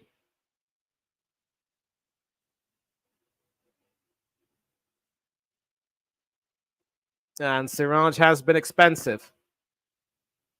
So what Sharma did wrong was that he didn't bring Siraj on immediately. I get that he wanted to keep Bumrah and Shami for the end or the middle overs to try and, stem the flow of runs. Even then, instead of bringing back Shami, who was occasionally straying offline and being hit around, he should have brought back Bumrah, who really was troubling them with his line. But instead, he went with the spinners. He allowed Labuschagne and Head to settle. And once they did, and of course, they at the end of at the beginning of the over, they got the 150 partnership. Once they settled, it was just a matter of them really, continuing to get stuck in, and they played the wicket perfectly. And now 38 from 80, it's less than 3 and over.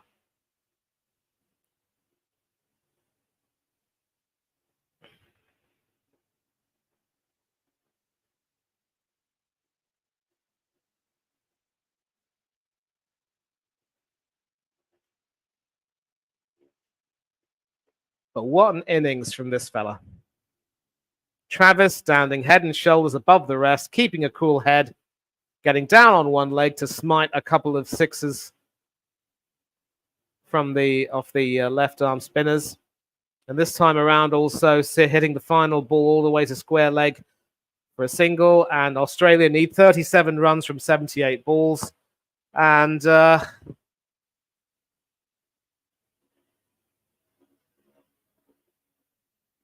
a 6 and 3 singles doing that trick.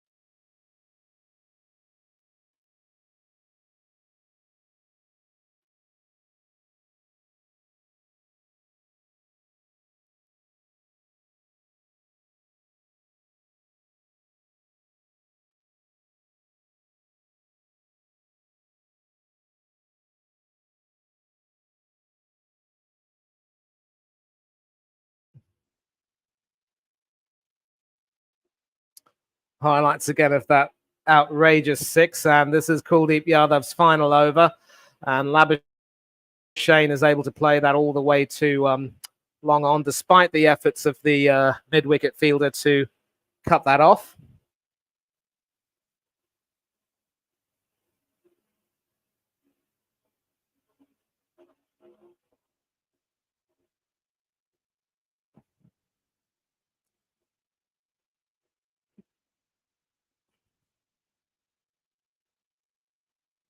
And I think a large majority of Indian fans have realised that the game is now gone, but not going to stop them from enjoying themselves.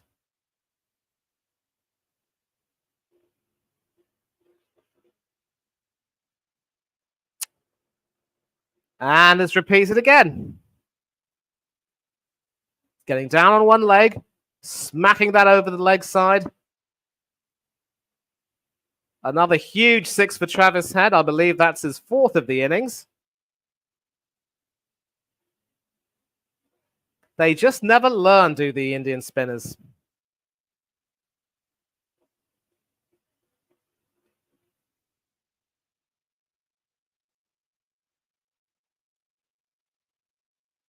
This time played, sort of defended rather, to the silly point fielder.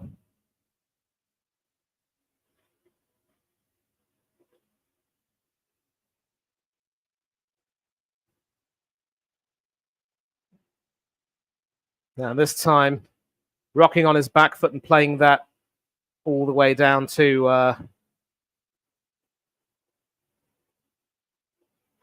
deep cover. And Maxwell will be feeling a little bit sad that he won't get to bat unless there is a wicket. Certainly would have loved to have been the person to finish things off. But seeing the way Labuschagne and Head are playing, and definitely bringing the World Cup back to Australia after 4 years away from them, will be satisfaction enough for him. 10 runs off that over, and Kuldeep's miserable bowling stint comes to an end. 214 for 3 Australia after 38 overs. 27 runs to win off 72.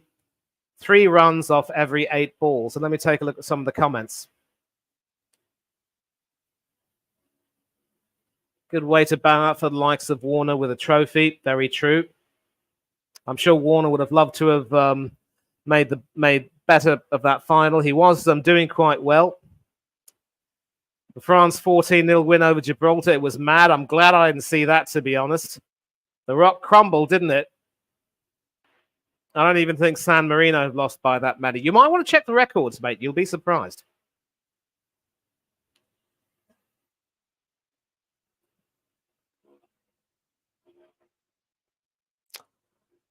And it is Mohammad Siraj back into the attack. Bowling over the wicket to the right-handed Labuschagne, who plays that very well indeed to the backward point fielder. And it's just a case of when and not if, really. 26 from 71. An unbroken 168-run partnership, which, as I keep saying, has broken the backs of the Indians.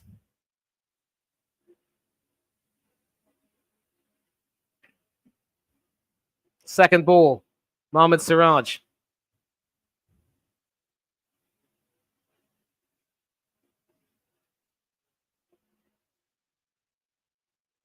Well, he hasn't even bowled it yet. I wonder what's going on.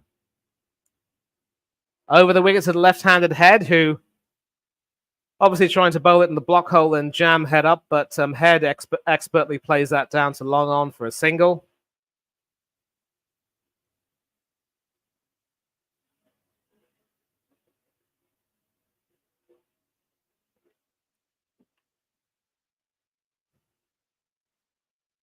.25 from 70, and the writing is definitely on the wall. And I think the Indian thought players and fans realize that. I can't really hear much noise because I've got the telly on mute anyway, and Labuschagne once again sort of playing that straight to the fielder, and you get the feeling that maybe the Aussies are just taking the mickey. But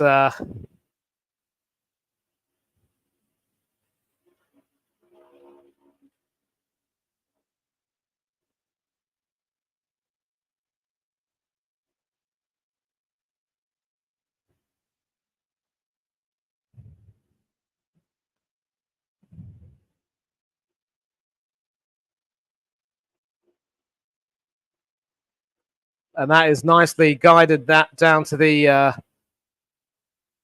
deep backward point slash third man area for a single. And singles really will do it. 24 from 68. You know, they really don't need to accelerate.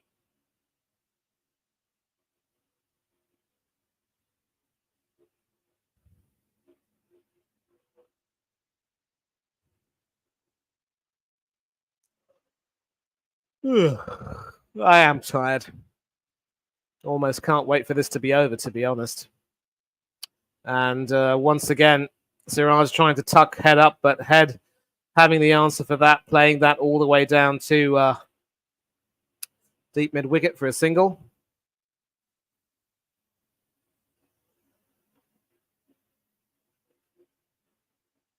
And that is, of course, the bravery of Glenn Maxwell, who more than played his part in that heroic win, and skipper Pat Cummins there joining his co-warrior. Cummins, of course, the perfect strike partner for when you want to play that, when you need to play that big innings. Last ball of Siraj is over, and that is expertly, I wouldn't say expertly necessarily, but that is well played all the way down to the deep mid-wicket fielder. And 22 from 66, 2 and over.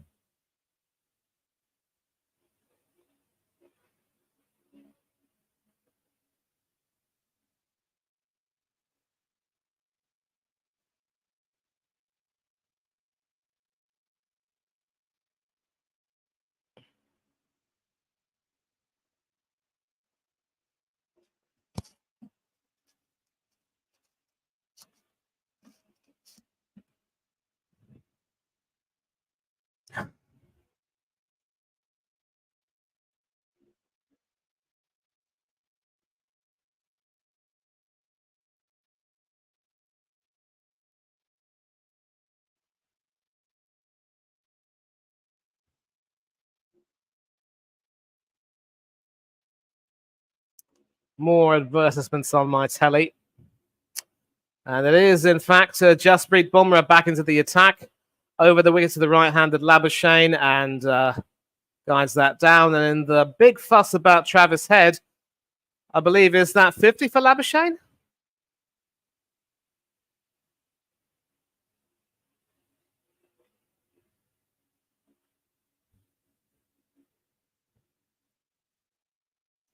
We've been so engrossed by Travis Head's batting, we don't even know how many runs Labuschagne scored, but we're going to find out very soon.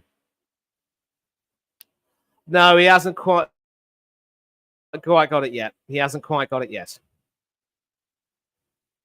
Second delivery, going down leg, and Head smites that all the way to the deep mid-wicket fielder. 20 from 64.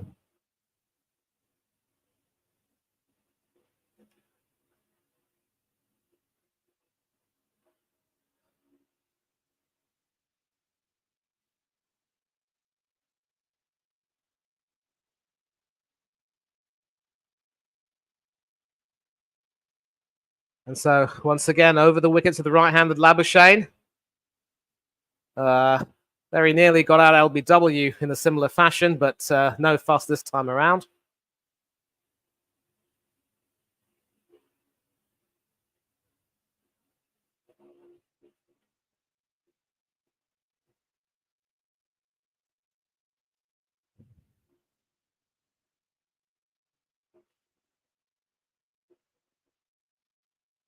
Yep, hit him on the pad there, but going down leg. And Once again, Bumrah still cramping Labuschagne for room.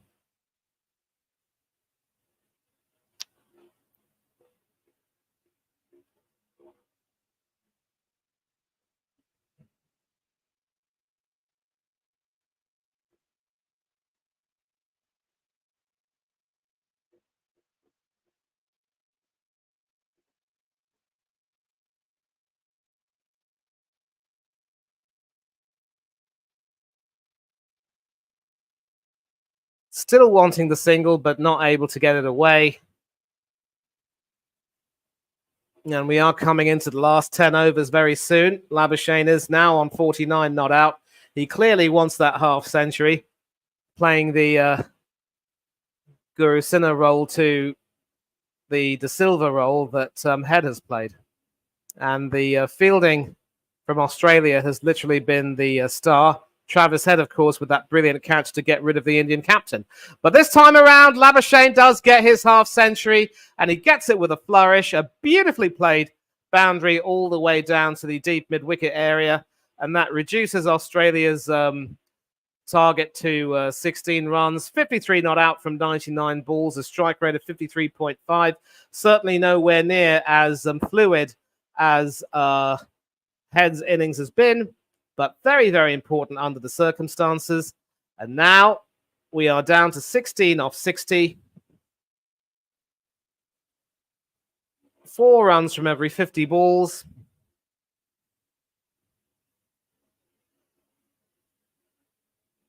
Not even 2 runs and over.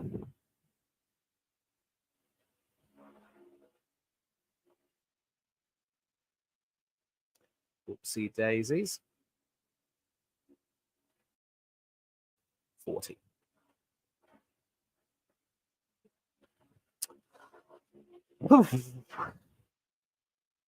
So the last 10 overs would normally be the time when you see the batsman hitting out.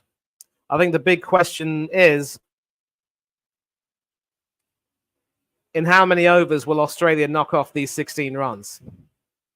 Mohammad Siraj over the wicket, back into the attack, and no threat whatsoever. Travis Head able to sort of guide that comparatively all the way down to the square leg fielder. Surya Kumar Yadav there, throwing it back in.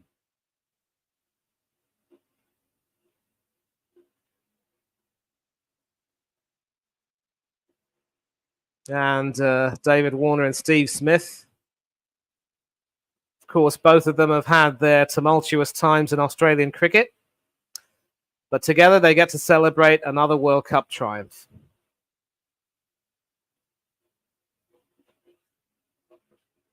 I don't think either Labuschagne or Head want to lose their wickets, even if it means denying Glenn Maxwell a chance to actually bat in the World Cup final. But knowing the Aussies as well as we do, knowing the players, they're not going to mind one bit. And you've got to say for Mitchell Marsh, he's come back into this Australian team in difficult circumstances, and he's more than played his part in seeing his team get through. And Labuschagne now has let the shackles go, and he guides Mohammad Siraj all the way down to the fine leg boundary for 4. The target is now 11 from 57. And it really is now a question of when. It's a question of when. Getting onto the back foot and guiding that superbly. Mitchell Marsh absolutely loving it. Also a guy who started well and would have loved to have kicked on and get a big score, but didn't quite get it. But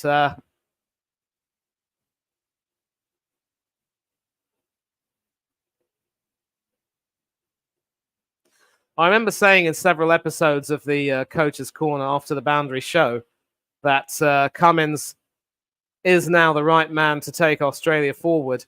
And he might not necessarily be tactically the smartest captain, but in terms of leadership and being willing to set an example, he has been peerless. And the senior guys, several of them who are more experienced than him, have more caps and ODI appearances than him, have been willing to work with him. And you have to say he's done the job honestly.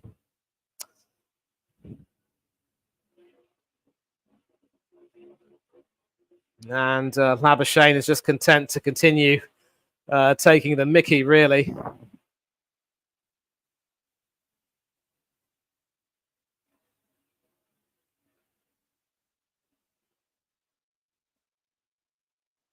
A single and a boundary for off this over.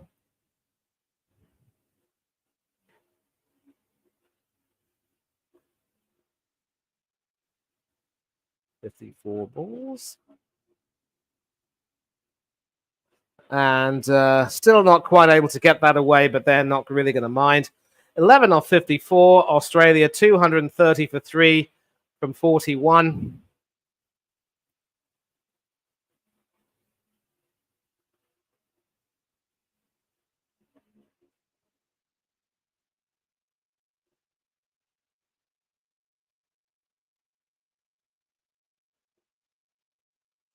Another advertisement, this time for Coke Zero.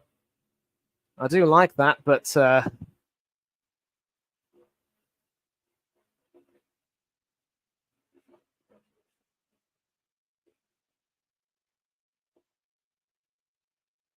they do say you can't really have too many of those drinks, even if they are sugar-free. The way he's smashing it around, you could say he's a headbanger. And you have done some research. Germany did beat San Marino 13-0, so that record has been broken. Very well done indeed. I wouldn't be surprised, though, if that record is broken yet again in European competition. Just sort of underlines the gap between the teams these days. And so it looks as though it is Jasprit Bumrah back into the attack, but I think it's fair to say that the Aussies have managed to stop the bum rush. And that is hit back down the ground, but not really having enough pace to go to the boundary by Travis Head, and that will be just a single. And now just 10 from 53.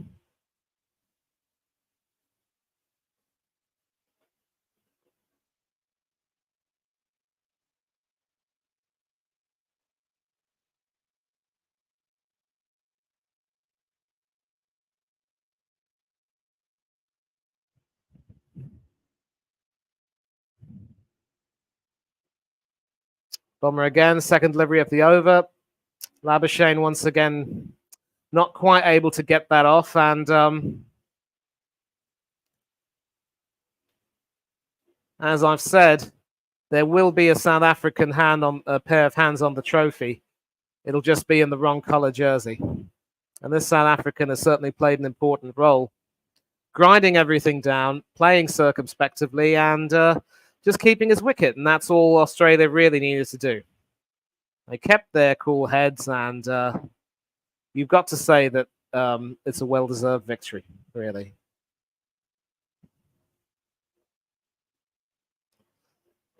A somewhat shorter run-up from Bumrah in a way.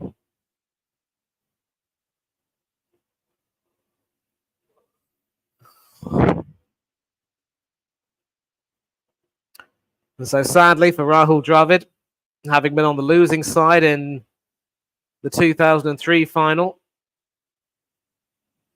20 years on, same opposition, this time as a coach, on the losing side. 10 from 50. And even these dot balls are not going to cheer India up by any means.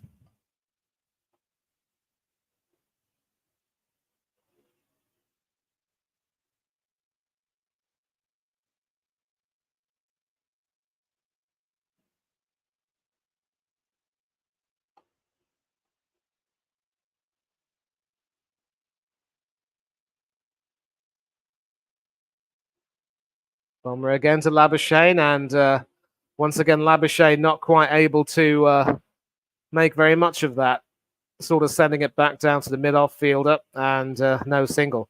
I wonder if Labuschagne is starting to struggle with a bit of cramp in the Ahmedabad heat.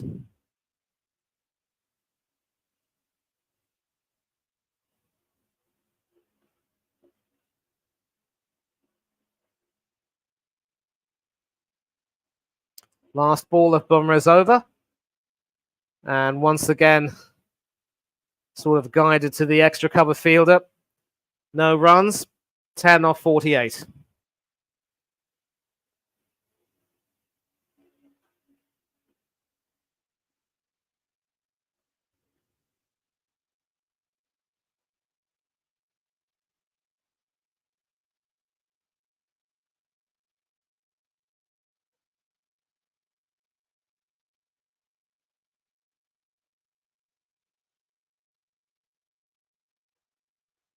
And once again, another advertisement on the telly. Nothing really much fun happening.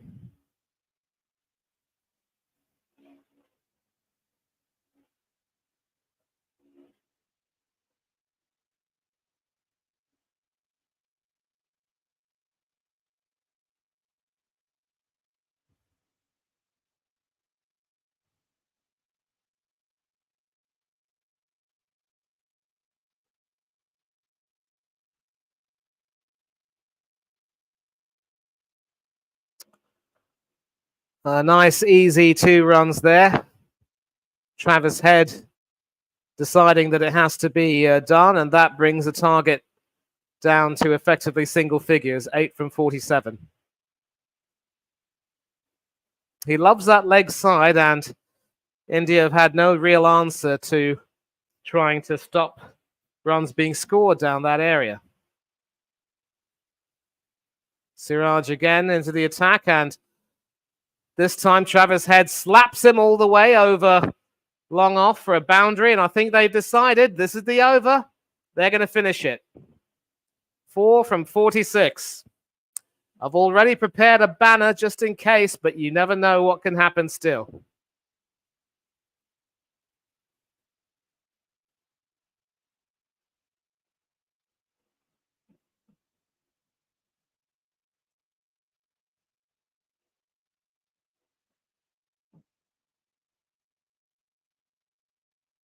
Back down the ground for a single. That brings Labuschagne on strike.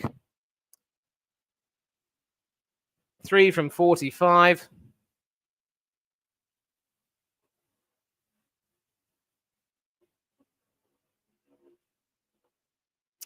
And of course, as has been pointed out, Australia won their first World Cup in India in 1987.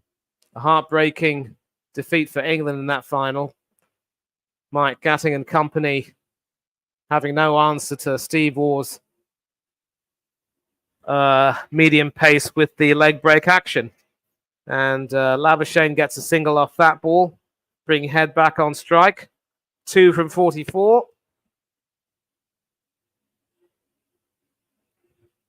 And you can see the Aussies are already on their feet, just waiting to cheer a magnificent victory.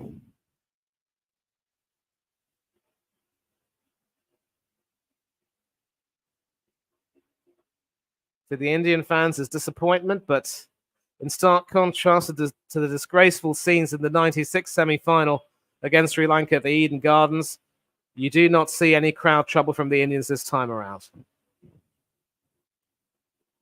And whoa! Well. It looks as though I'm going to have to change my banner, and it looks as though Glenn Maxwell might get to bat. A magnificent innings of 137 of 120 balls comes to an end.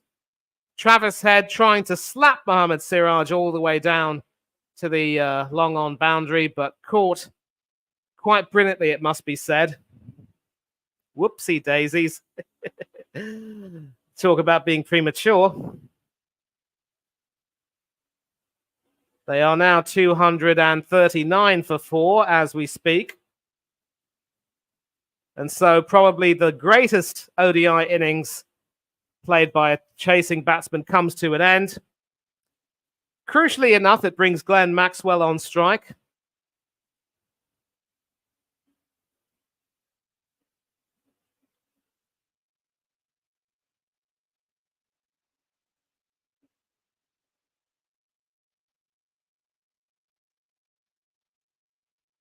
to possibly try and finish it off in style. I think it's just fitting, really, that after that heroic innings against Afghanistan, Maxwell gets the chance to be in centre stage when the World Cup is finally won. You could perhaps say that it was a noble act of sacrifice. And there it is! Those are the winning runs. They will easily run for the Turtu, and with that, Australia beat India by 6 wickets and win their 6th ODI World Cup. A comprehensive win, it has to be said. Everything going right for Australia after winning the toss and electing to field. Wickets at regular intervals. An absolutely disconsolate-looking Rahul Lokesh there on the ground. But the fireworks go off at the Narendra Modi Stadium in Ahmedabad. And Australia seal an emphatic win by 6 wickets to win their 6th ODI World Cup. Started the tournament quite poorly with 2 straight defeats, but gained momentum at the right time. And for India, you've just got to say they were absolutely outthought, outfought, outclassed, and outplayed today. Glenn Maxwell coming in to finish the job with a brilliantly played double all the way to backward point. Virat Kohli, is this his last dance with India in ODI colours? And the tears are starting to fall. Mohammad Siraj being consoled. Jasprit Bumrah trying to raise his spirits. Marnus Labuschagne there played his role. Would have loved to have been there at the end. I mean, for him to be, of course, there at the end was quite fitting given how important his role was. Mohammad Shami, the leading wicket taker in the tournament, not quite able to replicate his form. An embrace between Steve Smith and Virat Kohli, 2 of the game's greatest current batsmen. Ravindra Jadeja flopped today, it has to be said.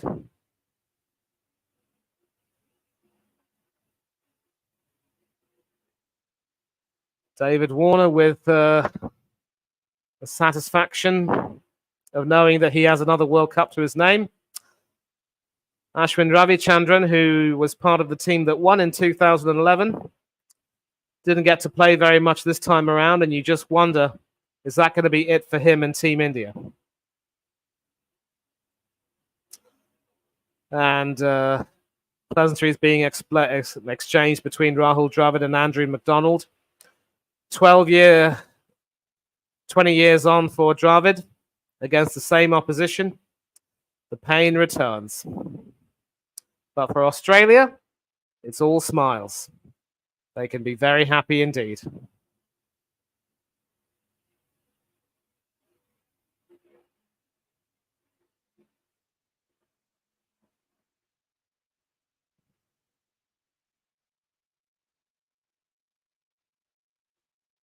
Just had to be Mad Max himself, Glenn Maxwell, with the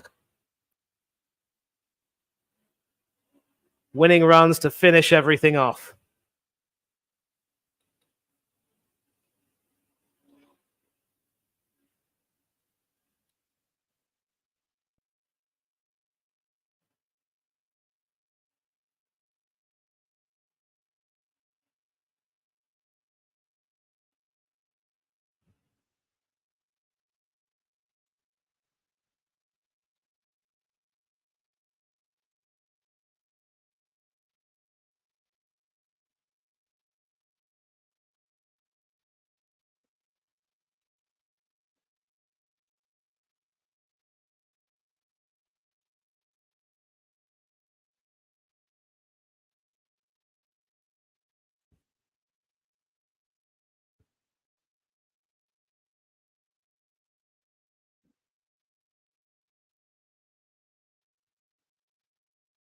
And so the details of the second innings are here. Australia batting second. losing a few early wickets despite making a fast start. But once Travis Head and Marnus Labuschagne were there, it was a brilliant partnership of 192, which quite literally made sure that India would never have a chance. And we're going to hear from a few players right now, so I'll just mute my screen.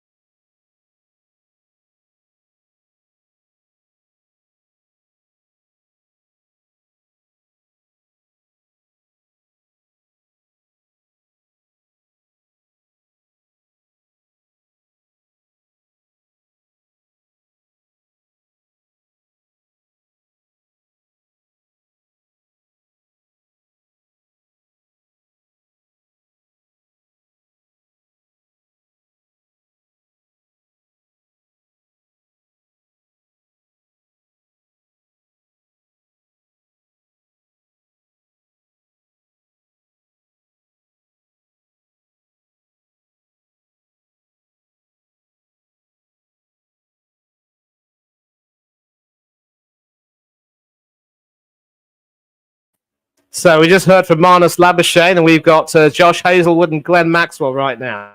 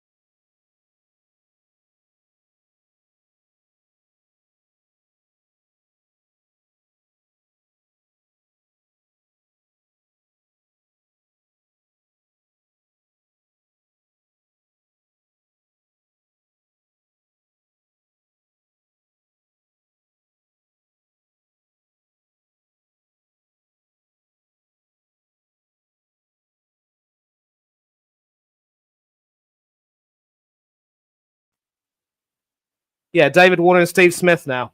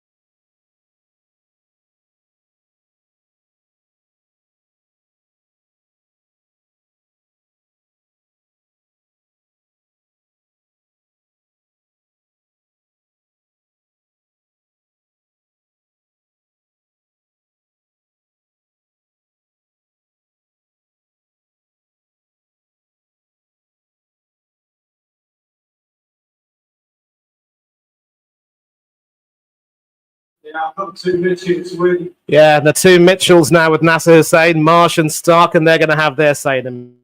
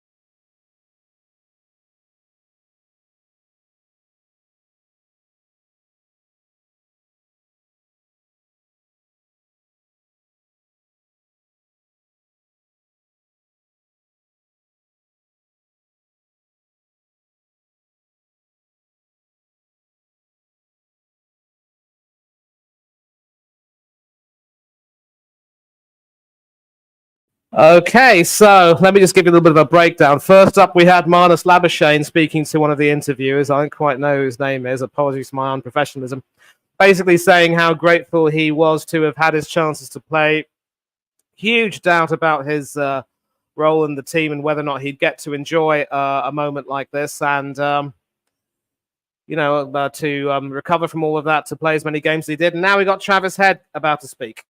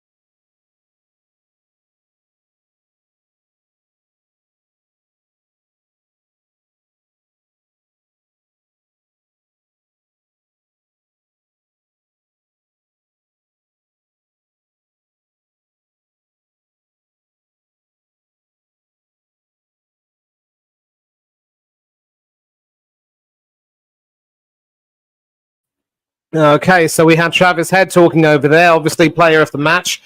Player of the match as Australia won the World Test Championship final as well, so dream sequence for him, it has to be said. Of course, we had Labuschagne talking earlier on about how grateful he was to have gotten his chance to play and to play a pivotal role as sort of the anchor man to the Travis Head show. It was just fitting for him more than anything else. Then, of course, we had Josh Hazelwood and Glenn Maxwell coming and talking. Both of them also playing roles in the final.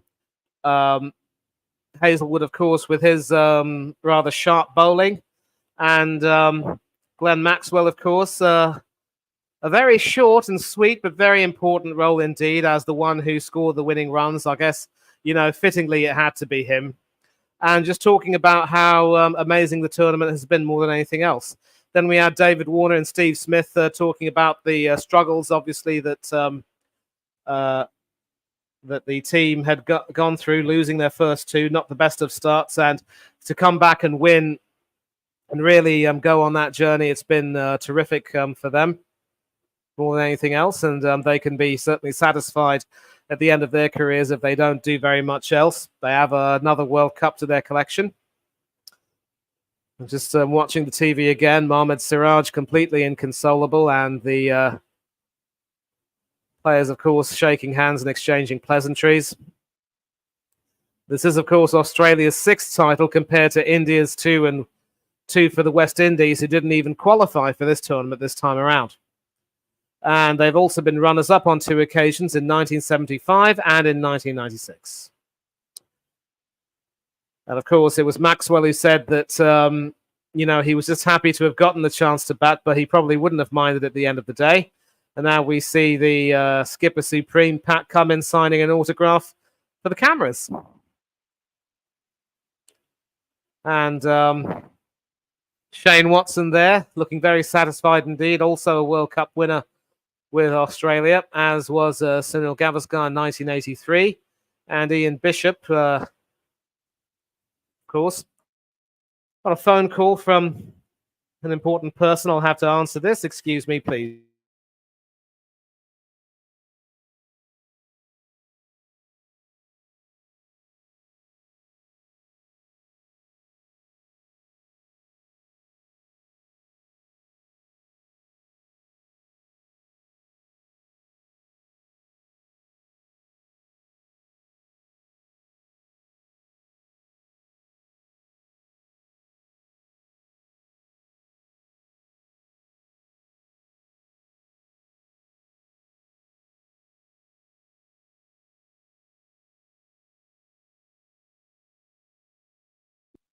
So I'm just going to be right back. I do have to run off for a few minutes, but I'll be back very soon.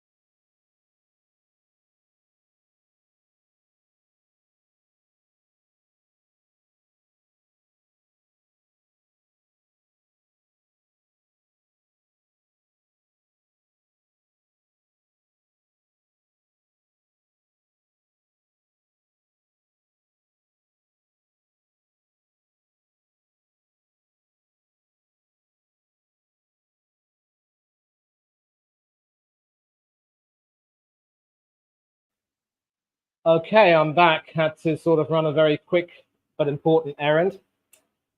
Put some food for the cats. And there are a couple of comments here. Good for Australia. Wish it was England. You and me both. You and me both. And thank you very much indeed for joining in, Werewolf. And as soon as we're done with the presentation ceremony, we will be ending this stream. It's been going on now for almost 3 hours. And don't know how many people are watching right now, but we will, of course, sort of update you on everything. But first, let me just tell you what the players said. Of course, it was Warner and Smith talking about the struggles that the group went through and how happy they were to be champions at the end of it. And then we had Mitchell Marsh and Mitchell Stark talking a great deal about, I mean, obviously Marsh had his own problems, having to leave the tour midway and then come back, had some family bereavements. And Pat Cummins basically, I mean, Mitchell Stark basically, you know, waxing lyrical about Pat Cummins and his decision-making and his leadership. And it was a brave decision to bowl first, obviously, after winning the toss, but in the end, it turned out to be the right decision. And finally, we heard from Travis Head, rightly named the player of the match for that brilliant knock of 137 of 120 balls with 15 boundaries and 4 big sixes. He literally, you know, just got settled in and really took the game away from India, has to be said. And there was really no looking back from that. Yeah, and there's, of course, the longest innings in the World Cup final by a wicketkeeper. And he was talking about how wasn't really fit leading up to the tournament, had an injury or two, but they wanted him in the squad, and it proved to be the right call. And taking a look at the Indian batting card, Rohit out for 47, Shubman Gill out for 4, Shreyas Iyer out for 4 off 3. Sky only getting 18, 9 for Jadeja, 1 for Bumrah, 6 for Shami, 10 for Kuldeep.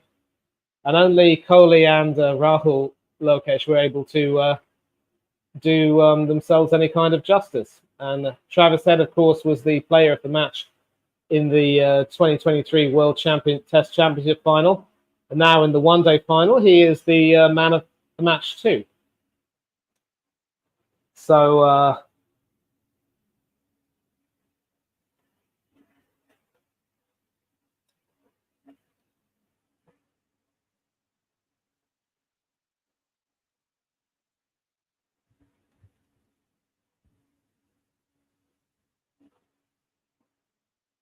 we're obviously going to find out later on who the player of this tournament will be, and there will be some other awards to deal out.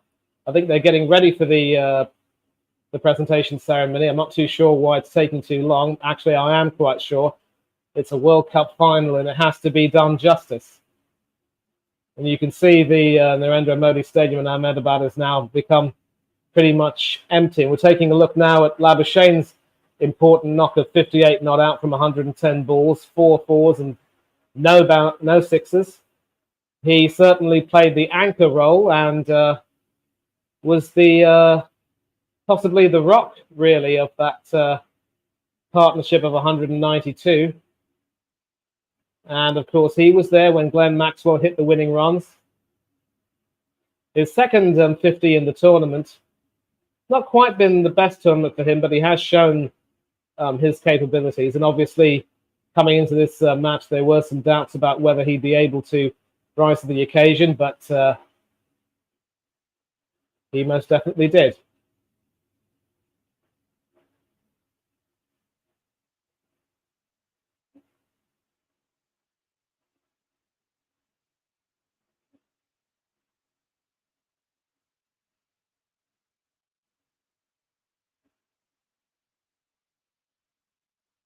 This is, of course, the second highest partnership for any wicket in a World Cup final.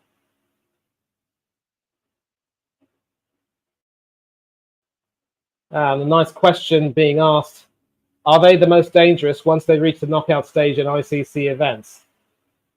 Most of the time, yes, but not all of the time. Just go through a rundown, of course, of what happened. Australia winning the toss and Pat Cummins making a brave decision to field first, a decision which was vindicated, of course, with India only managing to score 240 all out in their first innings with a couple of half centuries and no one else really doing themselves justice. Rohit Sharma had, of course, a record for the most runs by a captain in a single World Cup with 597. He was 3 runs short of a half century today and 3 runs short of getting the magic 600. But they also had the highest first power play total versus Australia, but just weren't able to kick on from that, and their lack of bowling options could potentially have been the reason why they weren't able to win. So this was, of course, their first innings. Mitchell Stark taking 3 for 55, Cummins and Hazelwood, and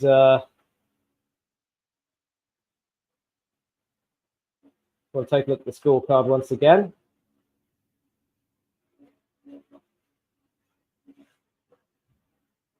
Yeah, Cummins and Hazelwood taking 2 wickets each, Maxwell with a wicket, Adam Zampa with 1, and a run out from Marnus Labuschagne of Kuldeep Yadav off the last ball.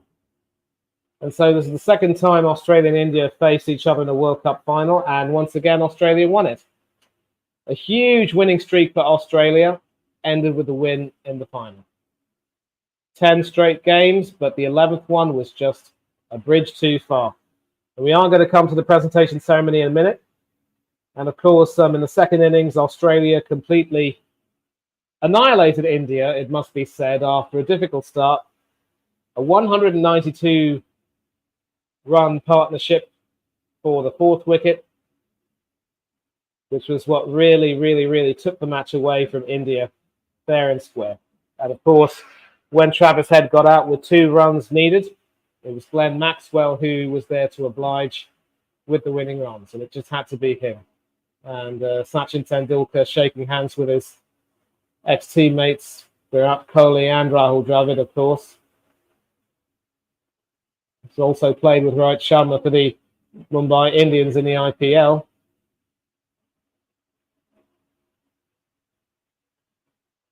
Tendulkar, of course, being given a fitting swan song by winning the World Cup 12 years ago.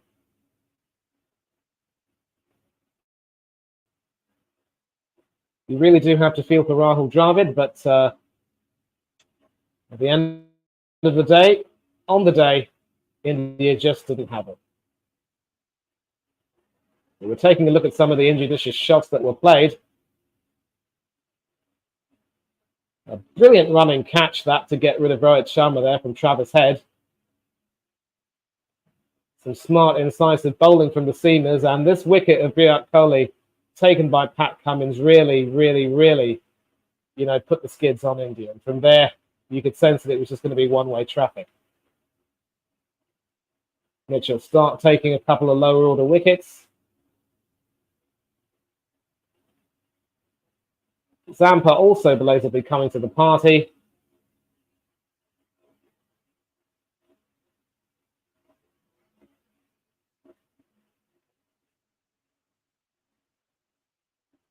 Huge throw that from Labuschagne, and Kuldeep Yadav was caught short.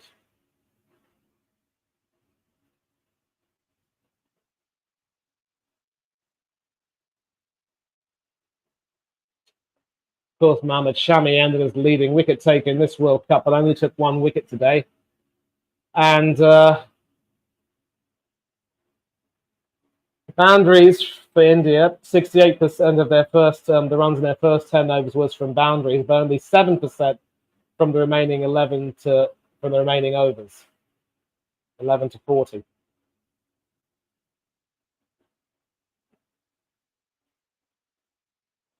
Just couldn't get going, really.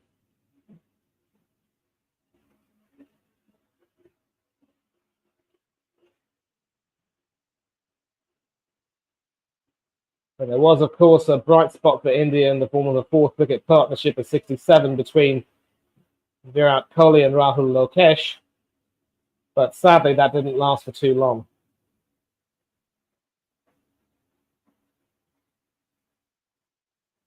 And of course, the end result was that Australia beat India by 6 wickets to win their 6th ODI World Cup.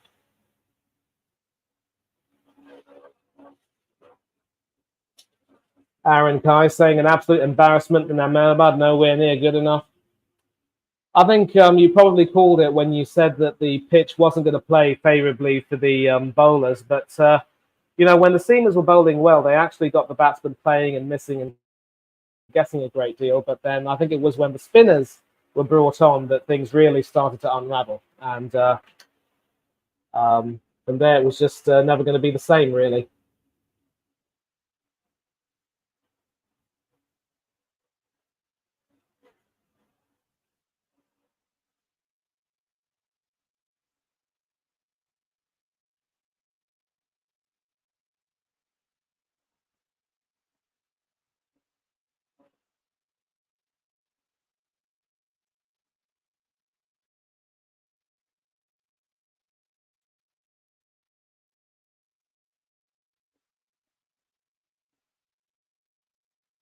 And so far as captain in ODIs, Pat Cummins has a win percentage of 80%, 15 matches, 12 wins. And a nice stat there for Adam Zampa, the first visiting bowler to reach 50 wickets in ODIs in India. And in World Cup knockout matches, Australia have 15 wins to India's 9, and a joint record of 6 for Sri Lanka and the West Indies.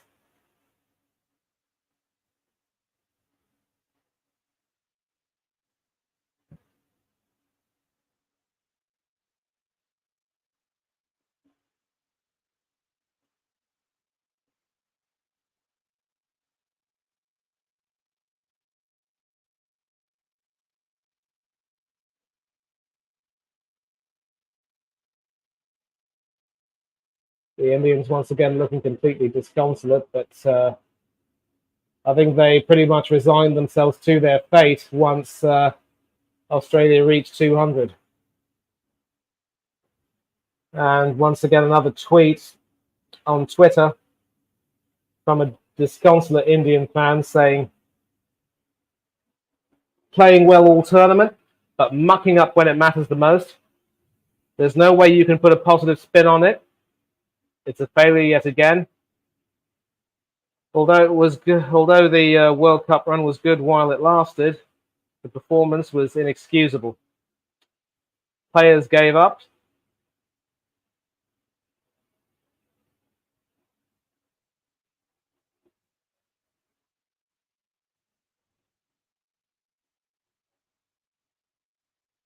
And the crowd completely dead.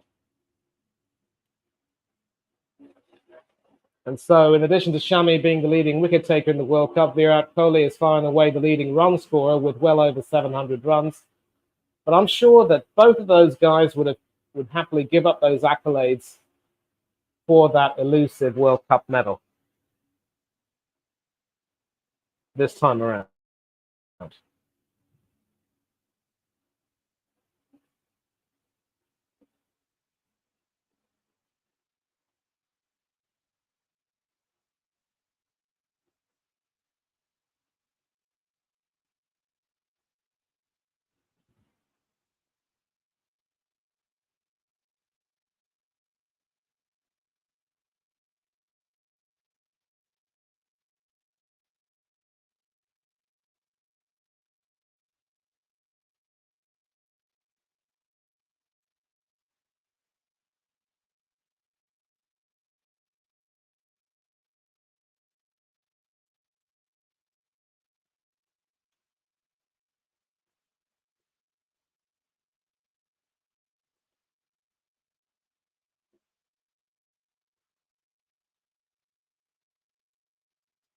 Basically, for all the talk about India's batsmen, it has been their bowlers who've done well. And certainly mention has to be made of the likes of Kuldeep Yadav and company, who were outstanding in the earlier games. But the spinners, once again, failing in the final, just like Australia's spinners, including the great Shane Warne, Lord rest his soul, failing in 1996. Made up for that 3 years later, though, in England.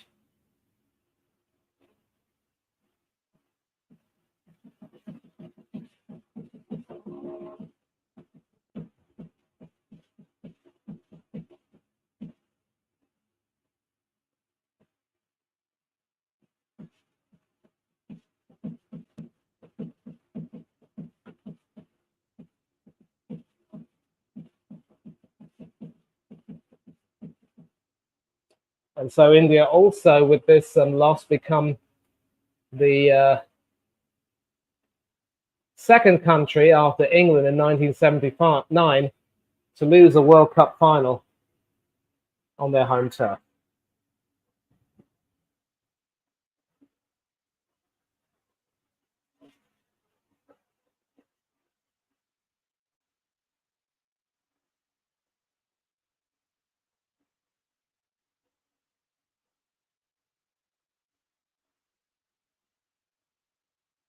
Right, Sharma, for what it's worth, has a 77% winning record as an ODI captain. I believe that's 34 wins from 45 games. Still waiting for the presentation ceremony, and they're taking a bit of a long time with it. Once again, I want to say thanks to everyone in the chat who's joined in. A lot of controversy regarding a few of the decisions, but I think it's fair to say that the decisions so far from the umpires were all pretty much correct, I would say. No real controversy as such.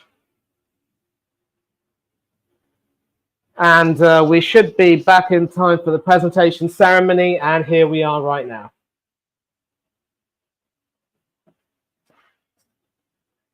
And it is, of course, former India international Ravi Shastri hosting it.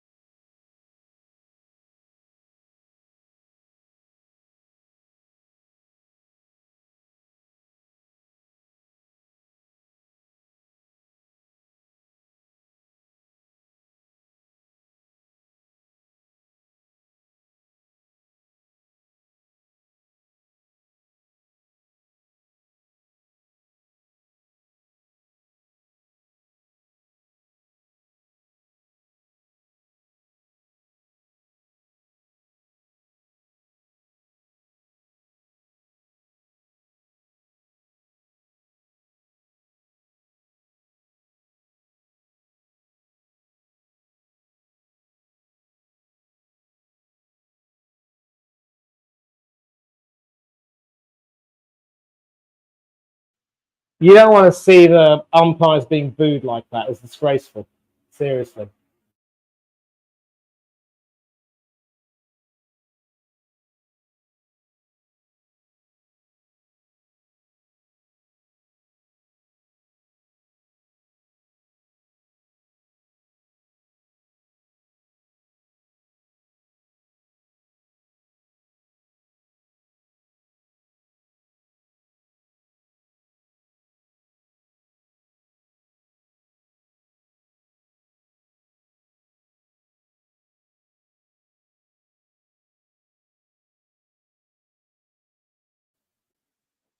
And after the officials comes the player of the match.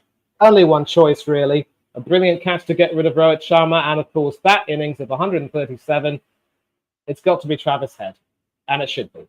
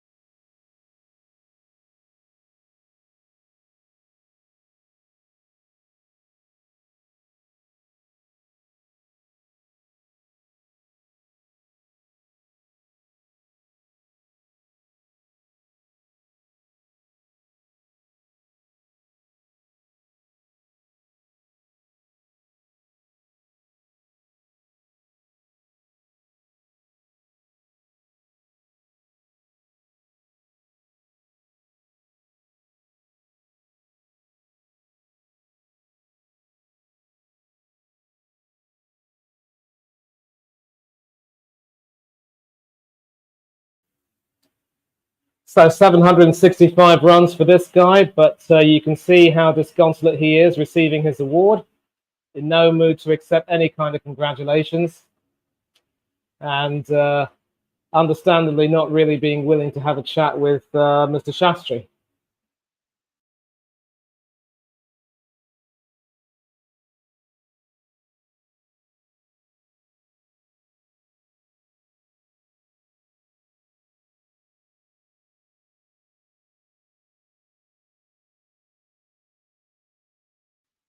Now we see the Indian team receiving their medals.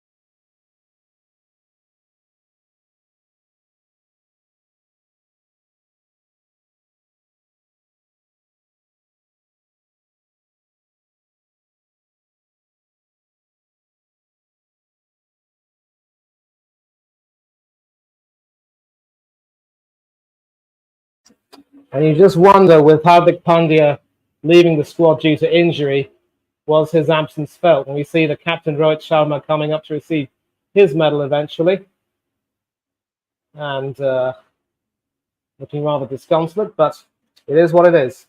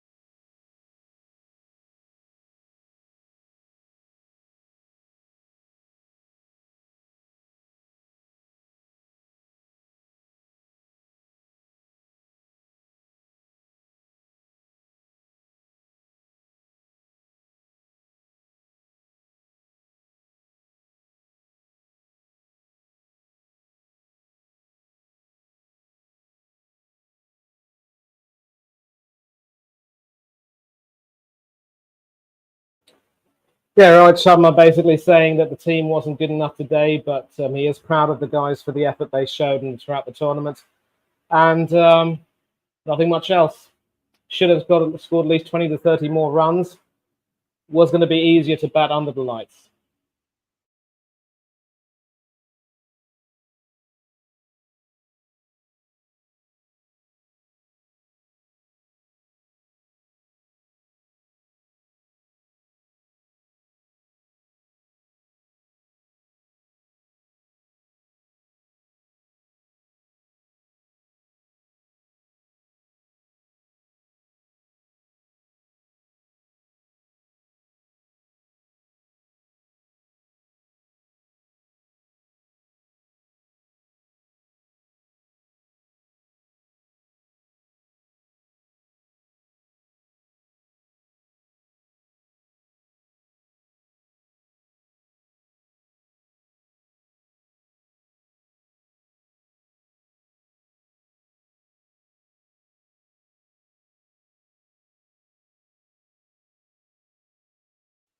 And now we're seeing the Aussie players receive their medals. Head walking up to complete his, followed by Inglis, I would imagine.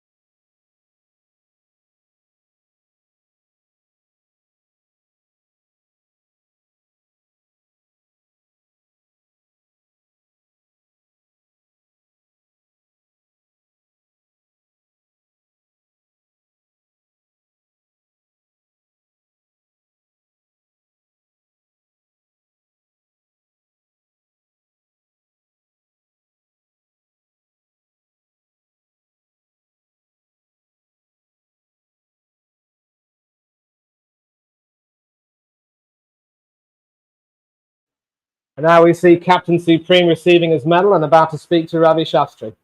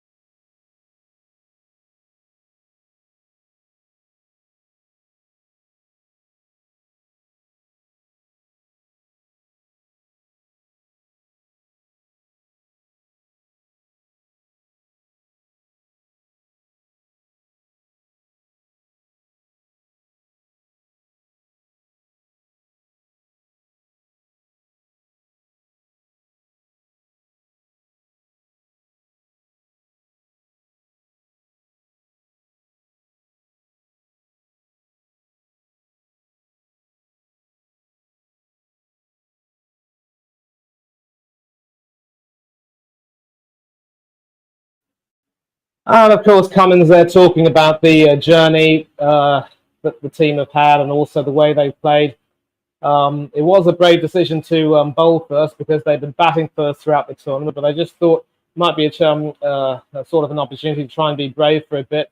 And we see the Prime Minister walking up. I'm sure he would have loved to have had the honour of handing the trophy to the Indian captain instead, but instead he's got to give it to the 6'4" Pat Cummins, who will stand head and shoulders above him.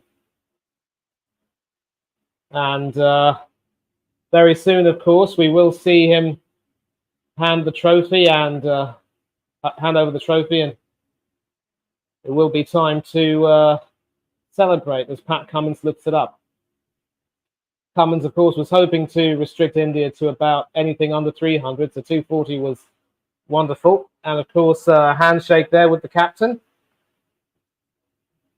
and other dignitaries on the board. And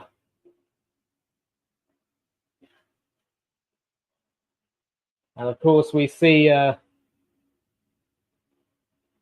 and Cummins receives the trophy. I don't think he's lifted it yet. He'll probably want to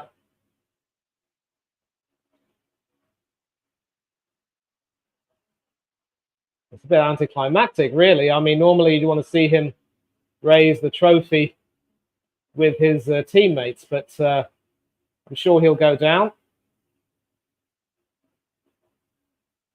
Or else he'll have to wait for the Prime Minister to get off the stage and have his Australian teammates come up and join him. And that is when the trophy will be lifted. Of course, the Prime Minister shaking hands with the Aussie players. As I've said, I'm sure he would have loved to have been shaking hands with the Indian players, but the Aussie players are now coming onto the stage.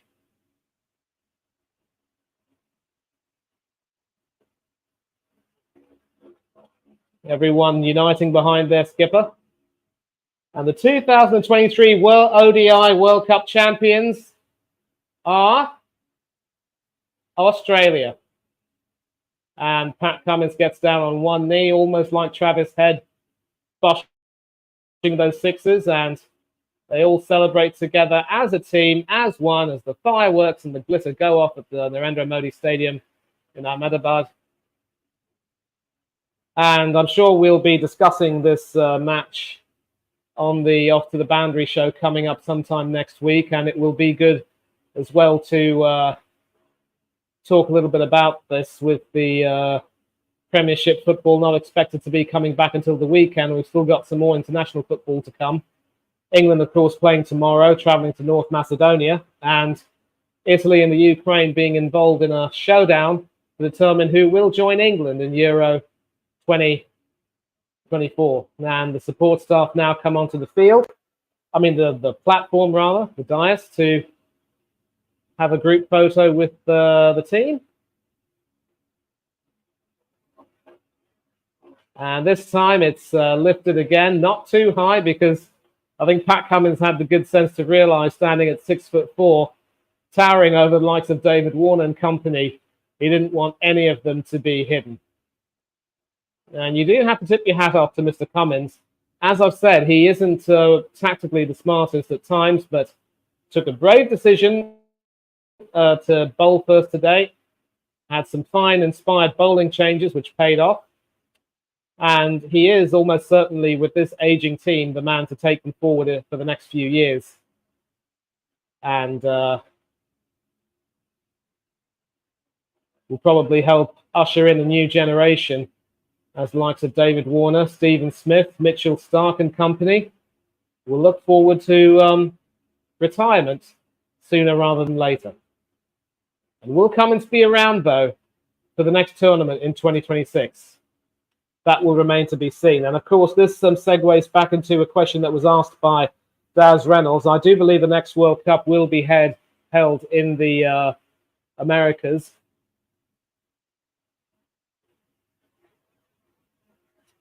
I'll have to, just very briefly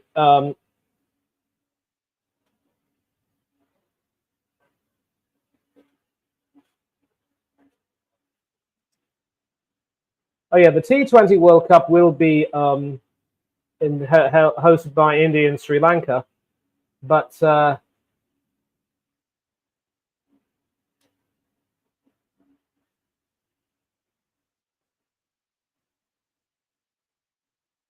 I'll just find out for you now where the next tournament will be held.